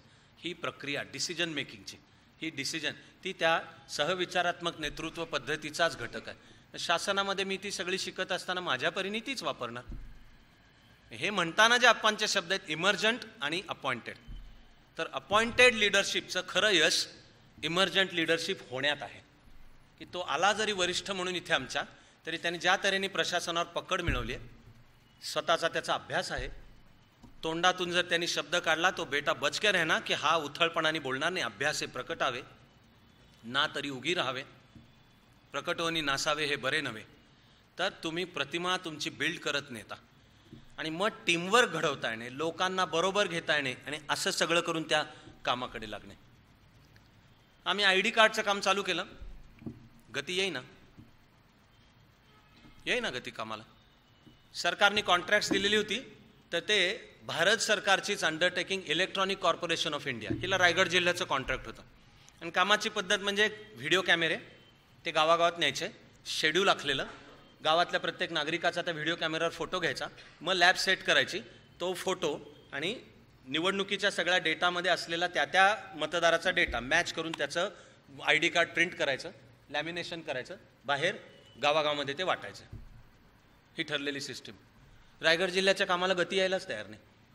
आणि मी विचारतो तुम्ही मला गती यायला काय करायचं सांगा. 9 तालुके, त्यांना 9 कॅमेरे होते, 9 कॅमेरे. त्या 9 तालुक्यांना 9 कॅमेऱ्यांनी काळकाम वेगाचं गणित मांडलं तर ते 21व्या शतकाच्या शेवटाकडे पूर्ण होईल. मी इलेक्ट्रॉनिक कॉर्पोरेशनच्या मागं लागलो आहे की तुम्ही मला काम होणार नाही पण सांगू नका, तुम्ही मला ते करायला काय केलं पाहिजे मला सांगा, कलेक्टर म्हणून ती माझी जबाबदारी आहे. ह्यांचे का उठावे यायला तयारच नाहीत, ह्यांचे तयारच नाहीत. मग मी असलेले वैयक्तिक पण कॉन्टॅक्ट वापरून पुणे आणि मुंबईमधून 97 कॅमेरे मिळवले. स्पेसिफिक 97, कारण जी सर्कल पॉकेट्स असतात रेव्हेन्यूची ती रायगड जिल्ह्यात 97 होती. प्रत्येक पॉकेटला 1 कॅमेरा. ते करेपर्यंत लक्षात आलं की सारखे वीज जाते रायगडमधली. एक भाग मुंबईच्या जवळचा अतिविकसित आहे, उरलेला दुर्दैवानी, आणि त्यात सगळ्यात अविकसित कर्जत आणि खालापूर तालुके. सारखी वीज जाते. MSEBच्या माणसांना बोलवलं, कलेक्टर असल्यावर येतं बोलवता की हे सारखी तुम्ही मला शेड्यूल द्या. साहेब लोड शेडिंग चालू आहे. त्यांना सांगतो की तुम्ही मला लोड शेडिंगचं शेड्यूल द्या, मी त्या शेड्यूलनुसार गावागावामध्ये फोटोग्राफीचं अरेंज करतो, आपल्याला सगळ्यांना मिळून करायचं आहे काम. हे काय ऐकायलाच तयार नाही. आम्ही असं काही शेड्यूल नाही देऊ शकत. पण ते कर्जत खालापूरची स्थिती, दिवे गेले की दिवस गेलेलेच असायचे, दाद ना फिर्याद. शिवाय दिवे जातील त्या दिवशी टेलिफोन कोणी उचलत नाही MSEB मधला, खणखणत तरी असतो किंवा असं उचलून ठेवलेला असतो बाजूला त्याच्या क्रॅडलवरचा. आम्ही MSEBला सांगतो की तुम्ही मला काय ऐकायला तयार नाहीत काय. माझी एक जिल्ह्याच्या गावी मीटिंग झाली आणि मी माझ्या तहसीलदारांना सांगितलं की आता जर अख्ख्या तालुक्याची वीज गेली तर मला लाईटनिंग कॉल लावून सांगायचं. दुसऱ्या दिवशी फोन आला खालापूर तालुक्याचा. एकदम तरुण तडफदार उत्तम तहसीलदार होता. मधल्या 20 वर्षात त्याला प्रमोशन मिळून IAS पण झाले. त्याची कन्या होती चाणक्य मंडलमध्ये शिकलेली, लवकरच ती पण UPSC MPSC काहीतरी क्लिअर केलेली दिसेल. मध्ये तो पुण्याला पण होता ॲडिशनल कमिशनर म्हणून, उत्तम अधिकारी. खालापूर तालुक्याचा तहसीलदार होता. त्याचा फोन आला, सर अख्ख्या तालुक्याची दिवे गेलेलेत. मी त्याला सांगितलं की तालुक्याचा ज्युनियर इंजिनियर असतो MSEBचा, अरेस्ट हिम, अटक कर. MSEBच्या ज्युनियर इंजिनियरला अटक कर अशी ऑर्डर केली. अटक झाली. डिस्ट्रिक्ट मॅजिस्ट्रेटची ऑर्डर आहे. पॉवर्स आहेत का नाहीत? पॉवर्स आहेत. मी मस्ती नव्हतो करत. पॉवर्स आहेत का नाहीत? Essential services and maintenance act ESMA हा कायदा आहे. इलेक्ट्रिसिटी एसेन्शियल सर्व्हिसेस खाली येते आणि तुझी एका वेळी अख्ख्या तालुक्याची गेली आणि ती परत कधी येईल तू सांगू शकत नाहीस. त्यांनी सगळ्या तालुक्याला त्रास होतोय. ज्युनियर इंजिनियरला अटक. 5 मिनिटात पळापळ चालू झाली आणि जी हायरार्की आहे MSEB मधली, मला डेप्युटी इंजिनियर येऊन भेटला, साहेब तुम्ही हे काय केलंय, त्याला सोडा. म्हणलं नाही सोडत, तुला पण करीन अटक, नाही सोडत.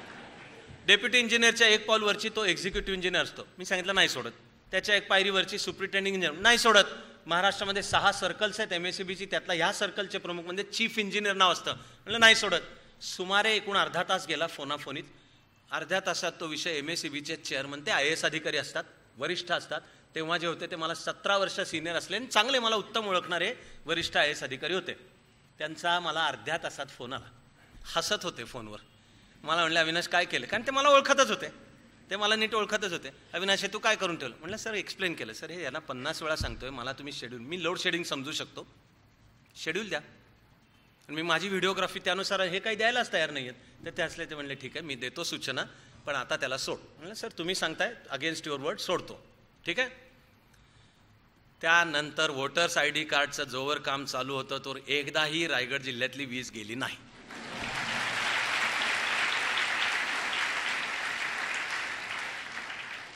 पण म्हणून अजून काय कामाला गती येत नव्हती.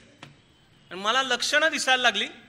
ऑक्टोबर महिना सुरू झाला तसा, डिसेंबरचा स्टार्ट सुरू झाला तसा की तरी ह्याला अरे ह्या तऱ्हेने जर त्याच्या क्रिटिकल पाथ मेथड म्हणून आहे, पुन्हा तपशिलात नाही जात, ॲनालिसिस जर केलं तर मला 30 डिसेंबरला जर पूर्ण हवा असेल तर 2 डिसेंबरला हे अमुक काम पूर्ण झालेलं पाहिजे. त्याच्या मी अजून मागे आहे. आणि कितीही वेग वाढवायचा झाला तरी मग मला अवघड दिसणं चालू झालं. मी ECच्या लोकांच्या मागं लागलो आहे. त्यांच्या इंजिनियर, त्यांना लॅब सेट करून दिली होती, जास्तीची मशीन्स आणवली होती. रायगड जिल्ह्यातलीच IT सेक्टरमधलं शिक्षण घेतलेली मुलं रिक्रूट करून प्रशिक्षण देऊन त्या लॅबमध्ये त्यांना जॉब कामं पण मिळवून दिले. तरी हे ECची माणसं काय हालायला तयार नाही, कामाला काय गती यायला तयार नाही. मग मी सांगितलं की मला ECच्या चेअरमनना भेटायचं आहे. ते हैदराबादला, ECचे हेडक्वार्टर्स हैदराबादला आहेत. आले भेटायला सांगितल्याप्रमाणे. छान माणूस, सभ्य, सुसंस्कृत, शांत, सुस्वभावी, म्हणजे एव्हरीथिंग आय एम नॉट. आणि त्यांच्या इंजिनियर्स घेऊन आले माझ्यासमोर. कलेक्टर ऑफिसमध्ये मीटिंग, असं ओब्लॉंग अंडाकृती टेबल असतं ह्या बाजूला. मी त्या दिवशी मी SPंना सांगितलं की युनिफॉर्ममध्ये या, आज मीटिंगला या आणि युनिफॉर्ममध्ये या. तर आमचं टीमवर्क छान होतं. कलेक्टर, जिल्हा परिषदेचा CEO आणि SP. तर मी ह्या मीटिंग करता SPंना सांगितलं की आज युनिफॉर्ममध्ये या, मीटिंगला या 11 वाजता आणि युनिफॉर्ममध्ये या. मीटिंग चालू झाली. मुद्दा काय, काम वेळेत झालेलं पाहिजे.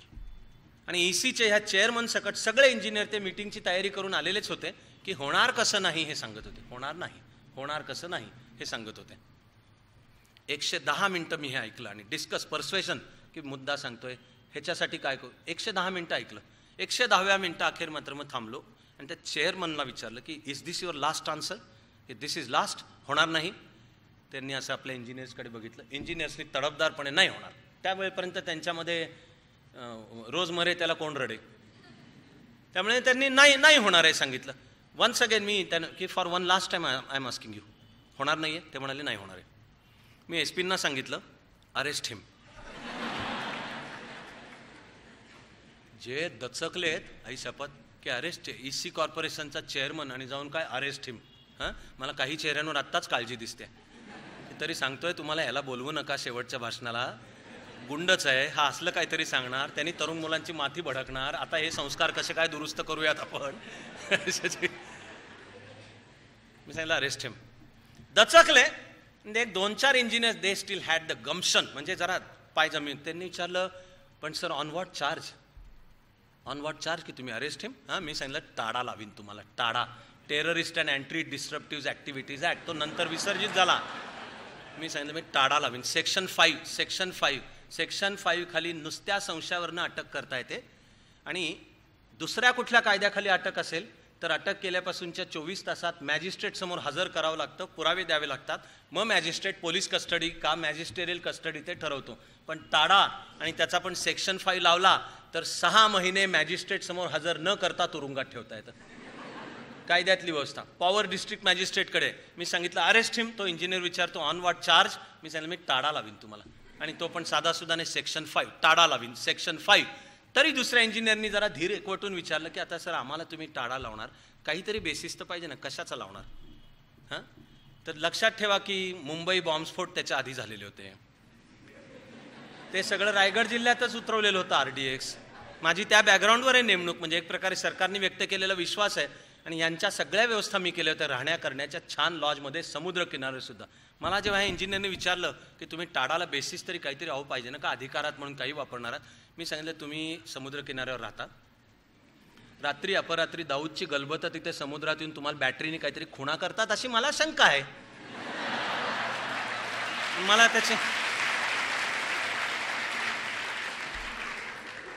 मला त्याची इन्व्हेस्टिगेशन्स करायचे आहेत. ॲक्च्युली एक दुर्दैवाची गोष्ट आहे की शेषन यांचं सुप्रीम कोर्टाशी फाटलं. ते जरा झालं ते योग्य नाही, पुन्हा आज वेळ नाही त्याला. पण खूप उशिरा सुप्रीम कोर्टाने मग फायनली एकदा आधी सुप्रीम कोर्टाने निकाल दिलाही होता की हे वोटर्स ID कार्ड बरोबर आहे, कॉन्स्टिट्युशनल आहे आणि चीफ इलेक्शन कमिशनर त्यांचं काम करतायत ते राज्यघटनेच्या चौकटीतच करतायत. पण पुढे काही फिरली चक्र, वेळेअभावी मी ते एडिट करतोय. आणि सुप्रीम कोर्टाने शेषन साहेबांच्या विरुद्ध निकाल दिला की वोटर्स ID कार्ड कंपल्सरी करता येणार नाहीत. करा, पण मतदानासाठी वोटर्स ID कार्ड कंपल्सरी करता येणार नाही असं त्याच्या सगळा पायाच उखडला गेला करण्याचा. पण 30 डिसेंबर तर सुप्रीम कोर्टाचा निकाल ज्या दिवशी आला त्या दिवशी वोटर्स ID कार्डमध्ये रायगड जिल्हा देशात नंबर 1 वर होता. देशात ते काम करून परिणाम नंबर 1 होता. मग आमचा रिव्ह्यू घ्यायला शेषन साहेबांनी एक मीटिंग ठरवली. त्या मीटिंगची तारीख 22 ऑक्टोबर होती. ती लक्षात आहे मला आज, पण अनेक कारण आहेत त्याची. शेषन यांना लोक टरकून असायचे, ॲब्सल्युटली टरकून. तरी मी हा टरकून हा मिळमिळीत शब्द वापरला आहे, कारण जरा नाही म्हटलं तरी ज्ञानप्रबोधिनीच्या व्यासपीठावर आहे. खरा माझा कसबापेठ शब्द तो बहुतेकांना माहितीच आहे. त्या आणखी एक मिळमिळीत शब्द घाम फुटायचा. शेषन यांच्यासमोर जायला घामच फुटायचा. ते दिल्लीमध्ये त्यांची सरकारची गाडी एकदा चालली होती, समोर गन दिलेला प्रोटेक्शनचा असतो. त्यांना एका मोटरसायकलवाल्यांनी ओव्हरटेक केलं आणि असा कट मारला गाडीला. तर शेषन साहेबांनी ड्रायव्हरला ऑर्डर दिली की त्याला ओव्हरटेक कर, त्या मोटरसायकलवाल्याला ओव्हरटेक कर. तर ते ओव्हरटेक करत त्याच्या शेजारी मागच्या सीटवर बसून त्यांनी गनमनला सांगितलं शूट हिम, शूट हिम. तर गनमनला घाम फुटला. अर्थातच त्यांनी गोळी घातली नाही, पण मग शेषन साहेबांनी बंगल्यावर जाऊन दिल्ली पोलीस कमिशनरला सांगून त्याची बदली करवली. नाही तर त्यांनी दिल्ली पोलीस कमिशनरची करवली असती बदली. असंच भिचकायचेच माणसं. ते मुंबईला ओबेरा शेरेटनवर एकदा येऊन राहिले. कुठून तरी त्यांना मंत्रालयातून फोन गेला. तो ओबेराच्याही, आता त्याचं नाव ट्रायडंट, टेलिफोन ऑपरेटरनी कनेक्ट करून दिला शेषन साहेबांना रूममध्ये. ते ट्रायडंटची ऑपरेटर म्हणली की मंत्रालयातनं phone, chief minister wants to talk to you. तो फोन गेला मंत्रालयातल्या ऑपरेटरकडे. म्हणजे आधी बोलला शेषन साहेबांची मंत्र, तुम्हाला प्रशासन कळल्याशिवाय लक्षात येणार नाही. वरिष्ठ अधिकारी कनिष्ठ अधिकाऱ्याला जर फोन लावला तर त्याचा आधी PA फोन लावतो, त्याला तो लाईनवर घेतो आणि मग हा येतो. आणि इथे शेषन साहेबांना निरोप गेला की CM wants to talk to you. ठीक आहे, पण तरी थांबा. CM नाही, CM सेक्रेटरी, छान माणूस होता एक, CM secretary wants to talk to you. तर शेषन साहेबांना वाटलं ते म्हणजे ज्युनियर ना, त्यांच्यासमोर असतीलच फोनवर, म्हणून त्यांनी बोलायला. तर तो मंत्रालयातला ऑपरेटर होती, तिने सांगितलं प्लीज होल्ड ऑन, पास करते. आणि मग मुख्यमंत्री जे नंतर ज्या खुर्चीत मी पण बसलेलो होतो, फोन पास ऑन केला. आता हे जे सभ्यगृहस्थ यांना काय कल्पनाच नाही कशाची. त्यांनी आपला फोन उचलला, त्यांना त्या मंत्रालयाच्या ऑपरेटरनी सांगितलं की शेषन साहेब होल्डिंग द लाईन आहेत, म्हणून यांनी फक्त फोन उचलला आणि म्हणाले good morning sir, I am mister so and so speaking. हां, शेषन म्हणाले यू आर अंडर सस्पेन्शन, म्हणून आदळला फोन त्यांनी. चीफ इलेक्शन कमिशनरला असतात त्या पावर, त्यांना घाम फुटला. पळापळ मंत्रालयात अख्खी. स्वतः शरद पवार जाऊन ट्रायडंटवर शेषनना भेटले, समजावून तो माणूस चांगला आहे, झालंय ते काहीतरी. तेव्हा दूर टरकूनच असायचे शेषनना. ते स्वतः पण म्हणायचे मी अल्सेशियन आहे म्हणून, अल्सेशियन आहे. इथे पुण्यामध्ये त्यांची त्या काळात चीफ इलेक्शन कमिशनर असताना एक मीटिंग झाली होती. ते म्हणाले most of the IAS officers behave like high society call girls. असं स्वतःच केलेलं वर्णन होतं. म्हणजे जास्ती पेमेंट करेल किंवा जास्ती त्याच्या मागं लागा, त्याची सेवा करायची. यांचं वाक्य most of the IAS officers behave like high society call girls. हे पुणे होतं, शेषन साहेबांना ते कळायला हवं होतं. तर त्यांचं भाषण संपल्यावर एका माणसाने हातवर केला. तो म्हणाला की sir you said most of IAS officers behave like high society call girls, what about you, you are IAS officer. Seshan साहेब म्हणाले I am also call girl, I am not sure I am high society.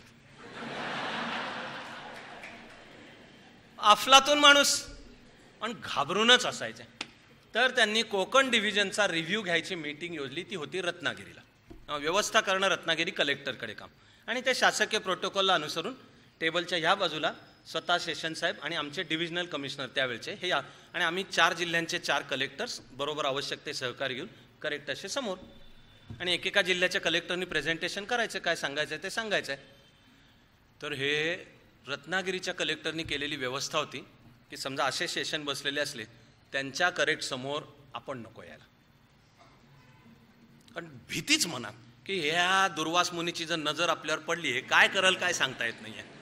आणि आपल्या चेहऱ्यावर नीट expressions नसली, काहीतरी manners त्याला वाटले, जे चिडेल तिथंच सस्पेंड करेल. तिथे गाडी सोडून घरीच जायला लागेल. त्याच्यात कलेक्टरची आलेली गाडी ठाणे किंवा सिंधुदुर्गून दुसरी मागून घ्यायला लागेल की ह्यांनी मला सस्पेंड केलं आहे, दुसरी गाडी पाठवरे माझ्याकरता म्हणून. तर त्यांनी ज्या खुर्च्या मांडल्या, कारण त्याच्याकडे होतं रत्नागिरी कलेक्टर, तर सेशन असे असले तर त्यांच्या करेक्ट समोरची खुर्ची माझी येईल असं मांडलं होतं. जाऊ दे, तिकडं सुंठी वाचून खोकला गेला परस्पर. मीटिंग चालू झाली. एक जिल्ह्याचा कलेक्टर सेशन बिनपाण्याने करत होते. आणि ले दे के कलेक्टर सांगत होते की sir we are trying our level best, पण 30 डिसेंबरपर्यंत अवघड वाटते. 22 ऑक्टोबर आहे तारीख, 30 डिसेंबरपर्यंत 22 नोव्हेंबर 30 डिसेंबरपर्यंत अवघड वाटते. आणि सेशन त्यांची बिनपाण्याने करत होते. यू कांट इवन इमॅजिन की त्यांच्या तोंडाचा पट्टा चालला तर कसा. ते म्हणायचे तुला अक्कल नाही आहे का. कलेक्टरला IAS इथे बसून काही जणांना गारगार पण वाटेल. सरकारी यंत्रणेकडनं ज्यांना त्रास झाला आहे त्यांना कलेक्टरलाही कोणीतरी असं सुनावतो ह्याचं बरं पण वाटेल की तुला अक्कल नाही, तुला कलेक्टर कोणी केला, कसा काय झाला IAS, तू परीक्षा पास, पैसे चालले का UPSCला, झाला कशाला, तुला नको असेल तर सोडून जा, मी बदली करायला सांगतो तुझी. ते CECला पॉवर्स असतात. अशीच बिनपाण्याने. माझा नंबर शेवटचा होता. तेवढं होईपर्यंत आधी सगळं सेशन केश कर्तनालयामध्ये बिनपाण्याने करून झालेली होती सगळी. मी असं समोर बसलेलो, माझी टर्न आली, मी बसलेलो होतो. एक रिपोर्ट असा सरकवला त्यांच्याकडे आणि त्यांना सांगितलं की सर आजच्या तारखेला माझं काम 73% पूर्ण आहे. तुम्ही मला 31 डिसेंबरपर्यंत करायला सांगितलं आहे, माझं काम 30 डिसेंबरपर्यंत मी पूर्ण करीन. संपला रिपोर्ट. संपला एवढं बोलूनच थांबलो. असा रिपोर्ट सरकवला समोर. You have asked us to complete by 31st of December, my job will be complete by 38th of December. असे बघत बसले माझ्याकडे असे. मला म्हणाले how did you do it. मी म्हणालो sir I did a little bit of session to my own people. आमची तेव्हापासून आजपर्यंत जिव्हाळ्याचे संबंध आहेत, बाप लेकासारखे संबंध आहेत. One of the greatest honours, मी जे सन्मान मानतो ते म्हणजे ते चीफ इलेक्शन कमिशनर असताना दिल्लीतल्या त्यांच्या घरात ते श्रीमती शेषन आणि मी असं साऊथ इंडियन जेवण श्रीमती शेषन यांनी करून घात. This I consider as one of the greatest honours. पण तुझं काम आहे एक म्हणजे लीड बाय एक्झाम्पल, दुसरं आहे टीमवर्क, तिसरं आहे तुझी वर्तणूक पारदर्शक पाहिजे, तुझं नाणं खणखणीत पाहिजे.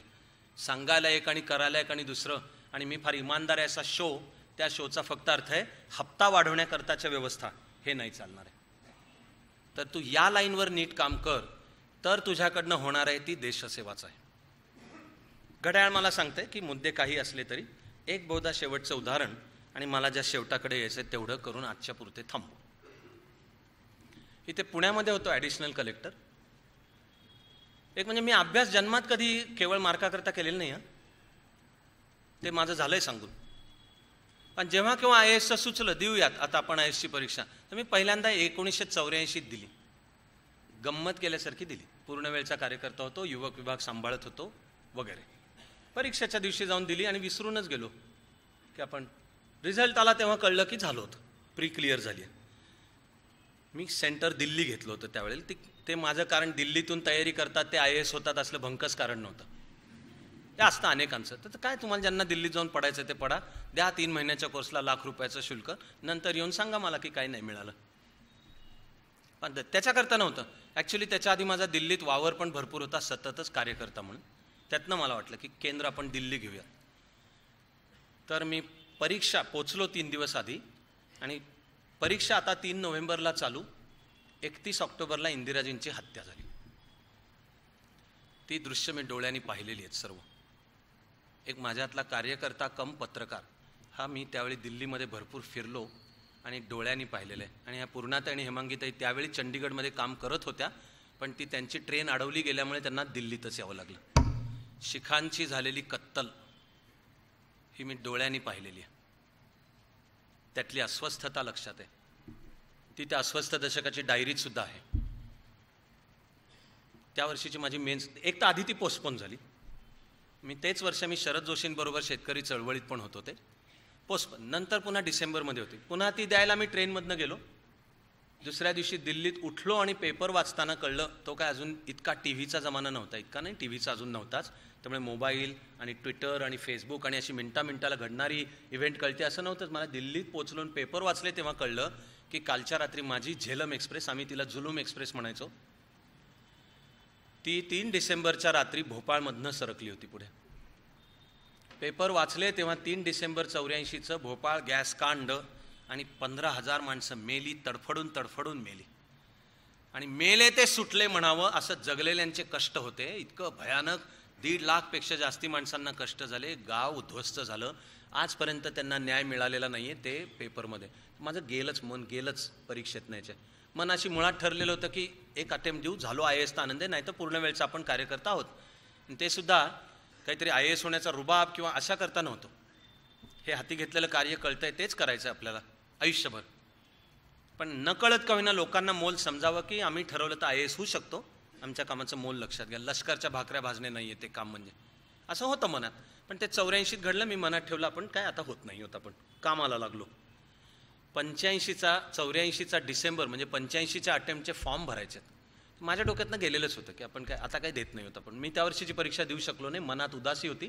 परत आलो, कार्यकर्ता म्हणून आपण काम करायचं त्याची. आमच्याच बरोबर काम करणारे प्रदीप म्हणून कार्यकर्ता. चुकूनचा दिवस आहे, चुकून की मी टिळक रोड पोस्ट ऑफिसमध्ये गेलेलो होतो. तिथे हा त्याचा फॉर्म भरत होता.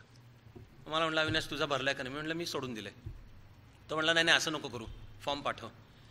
इथून वेळेत पोचायचं असेल तर तो शेवटचा दिवस होता. मला हा प्रदीप म्हणला की मी भरतो तुझा, बसायचं का नाही नंतर ठरव. परीक्षा जूनमध्ये होती, 9 जूनचा रविवार, आजपर्यंत लक्षात आहे, 85चं वर्ष. आपण नंतर ठरवू ना. फॉर्म भरला, विसरून गेलो. युवक विभागाची जबाबदारी घेताना अभ्यास करत मला गांधीजी कळत गेले होते. म्हणून आम्ही त्यावर्षी ठरवलं की आपण गांधीजींच्या विचाराचा अभ्यास करूयात आणि रेलेव्हन्स त्यांच्या विचाराचा. आणि आत्ता ग्रामीण विकासाची धोरणं, स्त्रीचं समाजातलं स्थान, कायदा, दीनदलितांना असणारे न्याय, देशाच्या एकात्मतेचा सुद्धा प्रश्न, ही जी पर्यावरणाला पोषक विकास नीती, हे सगळं तुम्हाला ते गांधीजींच्या विचारात दिसत होतं. तर ते शिवापूरच्या देशपांडे वाड्यामध्ये शिबिर घेतलं. ते संपलं त्या दिवशी. रविवार 9 जून दुपारी एक असं 12-12:30च्या सुमाराला संपलं. मुसळधार पाऊस चालू होतं.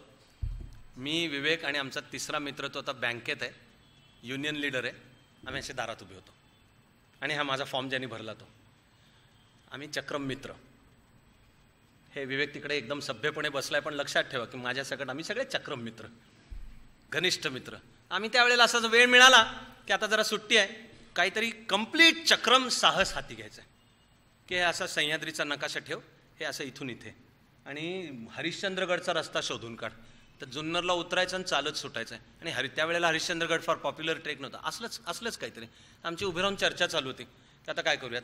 2 जून शाळा चालू होणार होती, सोमवार 10 जून. हातात मध्ये 1 आठवडा होता. तर आता काय करूयात या आठवड्यामध्ये, हे असं काहीतरी चक्रम साहस करूयात. तर तो प्रदीप शेजारी उभा होता, त्याने आठवण करून दिली, आपण फॉर्म भरलाय, लक्षात आहे का तुला, UPSCचा फॉर्म भरलाय. मग त्या आठवड्यापुरतं ठरलं की या आठवड्यातलं साहस म्हणजे जाऊन UPSCची प्रिलिम देऊ. तेवढा आठवडाभर केला अभ्यास, फोकस्ड UPSC करता दिला आणि विसरून गेलो की आपण दिलाय. कामाला लागलो.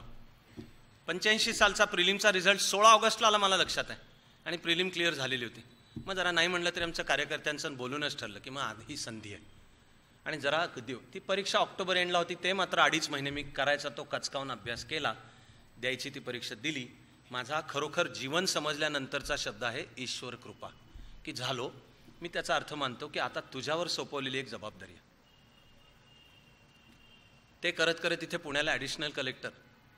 तर डिस्ट्रिक्ट प्लॅन तयार करायचा असतो, विकास आराखडा, शहरासहित संपूर्ण जिल्ह्याचा विकास आराखडा. त्याची स्टॅच्युटरी कमिटी आहे, ते कायदे आहेत, पुन्हा त्याच्या तांत्रिक तपशिलात जात नाही. पण जिल्ह्याचा ॲडिशनल कलेक्टर त्याचा एक्स ऑफिशियो पदसिद्ध सदस्य असतो. जिल्ह्यातले सगळे आमदार, सगळे खासदार, पालकमंत्री आणि स्वयंसेवी संस्थांचे 2 प्रतिनिधी हे त्या समितीचे सदस्य असतात की जिल्ह्याचा विकास आराखडा तयार करायचा. आणि आम्ही सरकारी अधिकारी, तर कलेक्टर त्याचे पदसिद्ध सचिव आहेत, ॲडिशनल कलेक्टर सदस्य असतो, डिव्हिजनल कमिशनर त्याचे अध्यक्ष आहेत, पालकमंत्र्याबरोबर सहअध्यक्ष, अशी मीटिंग. तर आधीच्या अनेक त्याचे मिनिट्स ठेवली जातात त्या मीटिंगचे, आधीच्या अनेक होत गेल्या होत्या. आराखडा फायनल जवळजवळ होत आला होता. एक अडचणीचा प्रश्न होता, तो म्हणजे पुणे शहराच्या भोवती ह्या ज्या टेकड्या आहेत विविध, यांच्यावर सिमेंट कॉन्क्रीटच्या बांधकामाला परवानगी द्यायची का नाही द्यायची. तर माझं आणि त्यावेळी जे डायरेक्टर टाउन प्लॅनिंग, नगर रचना खात्याचे संचालक, त्यांचं मत होतं नाही द्यायचे. फर्म मत होतं की नाही द्यायचे. पुणे शहराची जी भौगोलिक रचना आहे तसं मध्ये बशीत बसल्यासारखं आहे पुणे शहर, आणि भोवतीचे डोंगर आहेत, ते पुण्याची हवा नीट ठेवतात. गरम हवा वर होऊन जाते. डोंगरांच्या वर जर जंगल असेल आणि ते डोंगर कार्बन सिंक हा शब्द आहे ते घेतात, आणि शहरामध्ये पुन्हा ती थंड हवा नीट येते. पुण्याचा पर्यावरणीय समतोल ठेवायला ह्या भोवतीच्या टेकड्या, त्यावरही जर सिमेंट कॉन्क्रीटची जंगलं उभी राहिली तर शहराचं रूपांतर होईल हीट आयलंड हा शब्द आहे की the whole city will become heat. आणि उष्णतेला जायला जागा असेल. माझी तिथे बसून भूमिका होती की जीते जी तो हमसे नाही होगा. मी तिथे बसलो आहे, ते काय लाल दिव्याची गाडी नाही. मला कळते की त्या निर्णयामध्ये इथं शहरातल्या त्यावेळची लोकसंख्या 30 लाख होती. 30 लाखाच्या लोकसंख्येच्या भवितव्याचा तिथे निवाडा होतोय.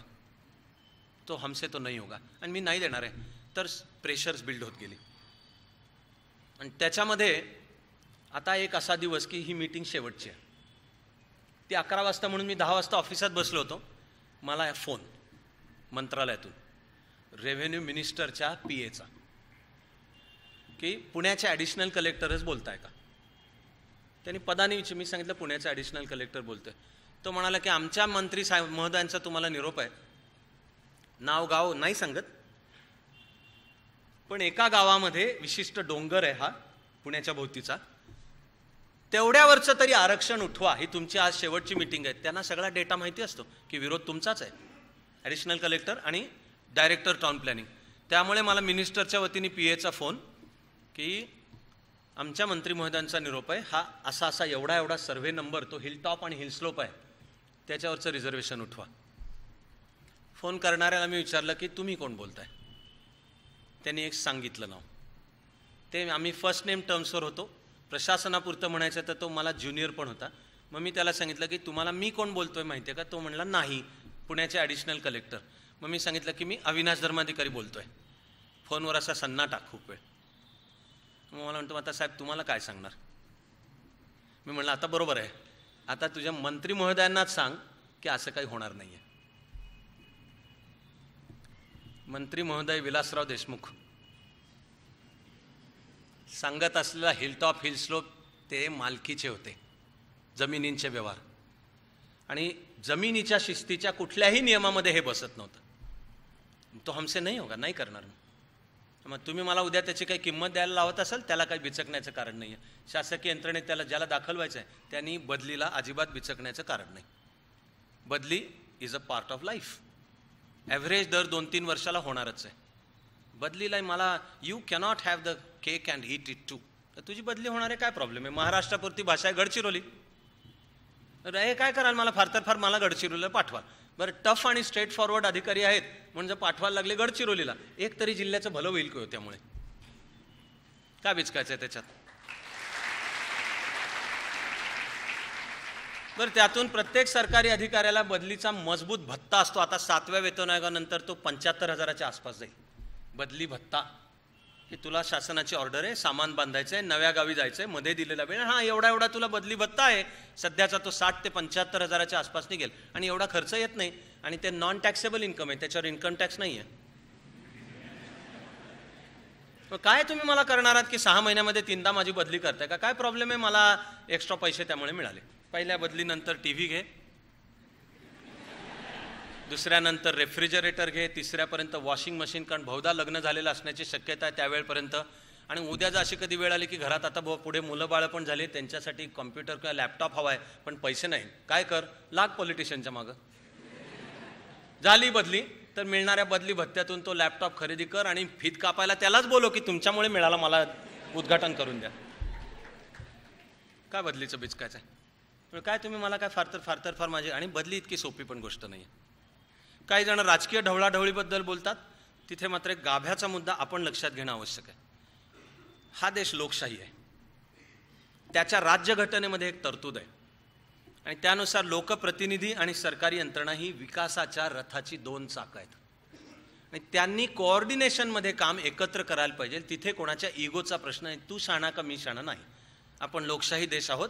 लोकप्रतिनिधीचं स्थान आद्य आहे, यात काही शंकाच नाही. पण लोकप्रतिनिधीचं स्थान आद्य आहे म्हणजे त्यांनी वाटेल ते सांगावं आणि ते सरकारी अधिकाऱ्यावर बंधनकारक आहे असा अजिबात होत नाही. सरकारी अधिकाऱ्याचं काम मी त्याला नाव देतोय त्रिसूत्री. राज्यघटना, कायदे आणि बेसिक मानवी नीतिमत्ता ही लक्षात ठेवून तू काम कर. तुला कायदे आणि संवेदनशीलता ह्याचा मेळ घालता आला पाहिजे.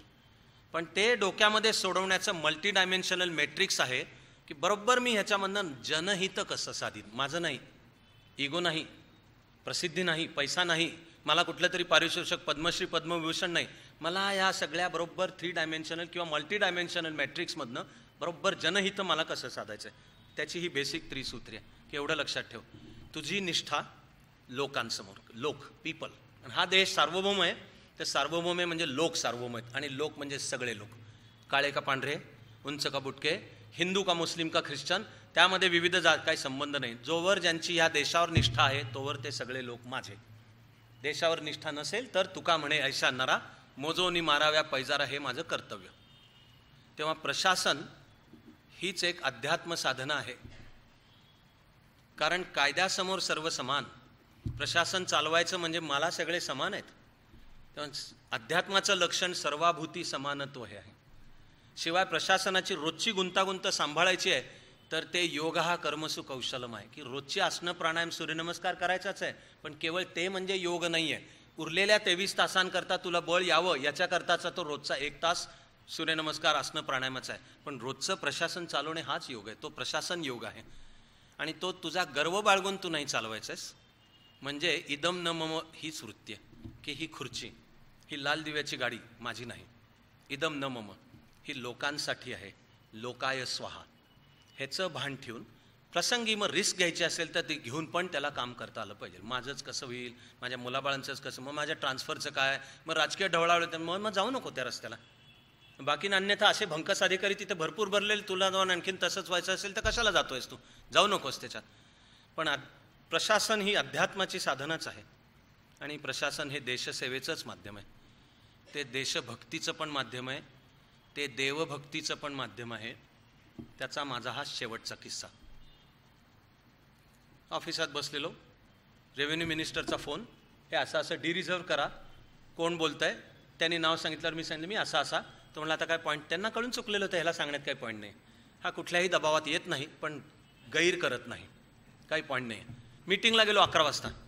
एक स्टँडर्ड पद्धत आहे सरकारची मीटिंग चालू होण्याची, तर त्याच्यानुसार आधीच्या मीटिंगची मिनिट्स वाचली जातात. मीटिंगमध्ये विचारलं जातं की कन्फर्म ही आहेत का, ती कन्फर्म, पुढचं काय ते काम, एजेंडा. तर त्या दिवशी आयटम एकच होता, एजेंडा आयटम, की आता या DPला मान्यता देणे. तर एकेकाचं व्होट घ्यायचं आहे.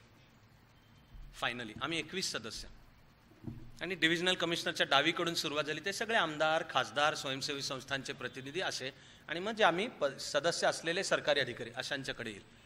तर ते डायरेक्टर टाउन प्लॅनिंग माझ्या उजव्या हाताला बसले होते. डिव्हिजनल कमिशनरच्या डावीकडनं व्होटिंगला सुरुवात झाली. एक एक जण सांगतोय की हिल टॉप हिलस्लॉपवर बांधकामाला परवानगी द्यायची, असा आराखडा पुण्याचा आणि परिसराचा तयार करायचा. सगळे या डायरेक्टर टाउन प्लॅनिंगपर्यंत आलं तेव्हा 17-0 होतं व्होटिंग होऊन. 17-0, 17च्या 17 म्हणतायत की ह्या पुण्याभोवतीच्या डोंगरांच्यावर हिलटॉप हिलस्लोपवर सिमेंट कॉन्क्रीटच्या कन्स्ट्रक्शनला परवानगी द्या आणि 0.33, 0.66 आणि 1 फुल असा FSI द्या. माझ्या उजव्या हाताला बाळासाहेब केसकर त्यांचं नाव, छान माणूस, निवृत्त होऊन आता खूप वर्ष झाली, कामाला एकदम पक्का माणूस, बसलेले होते. त्याही वेळेस निवृत्तीला आलेलेच होते. तर ते म्हणाले की मी लवकरच निवृत्तच होतोय, कोणी अनुमान बाळगू नका. समोर लोकप्रतिनिधी बसलेले होते. तर हे बोलताना डायरेक्टर टाउन प्लॅनिंग म्हणाले की मला नोंदवायचं आहे माझं मत, आणि ते मिनिट्समध्ये जाऊ द्यात की हिलटॉप हिलस्लॉपवर बांधकामाला माझा विरोध आहे, अजूनही माझा विरोध आहे. जी चर्चा झाली मला मान्य नाही, ह्यांनी पुण्याचा तोटा आहे, लाखो जणांचा तोटा आहे, मला मान्य नाही. ते बोलताना ते वाक्य बोलले की पण हे बोलून काही उपयोग नाही, कारण हिलटॉप हिलस्लोपवर बांधकामाला परवानगी देण्यात ज्यांचा फायदा आहे तेच समोर बसलेत, असं वाक्य होतं. हे भयंकर प्रक्षोभक वाक्य आहे. आणि हा सरळ सरळ सगळ्या आमदार खासदारांच्यावर केलेला आरोप आहे की तुमचेच बेनामी व्यवहार आहेत, तुमच्याच जमिनी आहेत, त्याचे तुम्हाला 2 नंबरचे एक तर गुंतवलेत आणि तुम्हाला तिथं बिल्डिंगा उभे करून तुमचा पैसा मिळवायचा आहे, पण त्या नादात पुण्याचा तोटा होतोय. बाळासाहेब केसकर त्यांच्या स्टाईलमध्ये हे वाक्य बोलले की मला क्षमा असावी. 17-0, पण माझ्या मतावर अजून मी ठाप आहे. मला काही कोणीही पटवून देऊ शकलेलं नाही. हिलटॉप हिलस्लॉपवर बांधकामाला माझी परवानगी नाही. माझं विरुद्ध मत नोंदवा, आणि माझं नोंदवून काय उपयोग नाही, कारण हिलटॉप हिलस्लॉपवर बांधकामाला परवानगी देऊन ज्यांचा फायदा आहे तेच समोर बसलेत. जे सगळे आमदार खासदार संतापले असे उभे राहिले जागेवरनं, लाल बुंद्यातले जे गोरे होते ते लाल बुंदवत असे अंगावर चाल करून आल्यासारखे, असे की तुम्ही हे काय बोलताय, वाटेल ते बोलताय, तुमचे शब्द आधी मागे घ्या करत. तर आता जरा ते निवृत्तीला आलेले एका बास्केटबॉल प्लेयर मुलीचे वडील, ती मुलगी पण कर्तबगार पण वडील या नात्याने अर्थातच त्यांचा जीव घेतात, तिचं लवकरच लग्न आहे, नीट संसाराला लावून द्यायचं आहे, जरा ते बिचकले जरा, आणि सगळा आरडाओरडा सगळा झाला. तर त्यांनी ते सॉरी म्हटले, क्षमस्व. ते म्हणाले की तिथनं वाक्य काढून टाका, मिनिट्समधनं वाक्य काढून टाका. माझ्या बोलण्याने कोणाच्या भावना दुखावल्या असतील तर मी ते विड्रॉ करतो, पण माझं मत कायम आहे. 17-1 हा गडबड गोंधळ सगळा, मी बसून शेजारीच होतो, ऐकत होतो. नेक्स्ट टर्न माझी, बोलण्याची वेळ माझी. असं पुढे सरकलो, हात टेकले आणि सांगितलं एक तर माझं मत नोंदवा, आणि मी बोलतोय ते वाक्य पण नोंदवा मिनिट्समध्ये, मी बोलतोय ते वाक्य मिनिट्समध्ये नोंदवा. मी सांगितलं माझं मत विरुद्ध आहे, हिलटॉप हिलस्लॉपवर बांधकामाला माझी नाही संमती. हां, मी पुढचं वाक्य बोलतोय ते मिनिट्समध्ये लिहा. मी सांगितलं की हिलटॉप हिलस्लोपवर बांधकामाला परवानगी देण्यात ज्यांचा फायदा आहे ते समोर बसलेत, आणि असं थांबलो.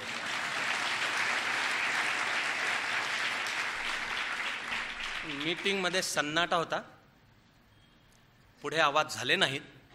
तेवढ्या पॉईंटवर मीटिंग फिरली. निदान गेली 20 वर्ष तर त्यानंतर चित्र हे होतं की हिलटॉप हिलस्लोपवर बांधकामाला परवानग्या नाही. आता पुणे जिल्ह्याचा आराखडा ज्याचा जो काही वेगळा जाईल तो सगळा आहे. आपल्याला मित्र हो, आप्पांचं स्मरण करताना मूळ ध्येय आणि स्वप्न जर भारत मातेची सेवा हे पडत असेल तर त्यातले आपण जर प्रशासनाच्या माध्यमातून जायचं असेल तर ते स्वप्न असू द्या कार्यकर्ता अधिकारी होण्याचं, की मी पण ह्या देशाचा कार्यकर्ताच आहे आणि हे हातात दिलेले अधिकार या भारत मातेची सेवा करण्यासाठीचे आहेत. अशी सेवा करायला सर्वांना मनापासून शुभेच्छा देतो आणि थांबतो.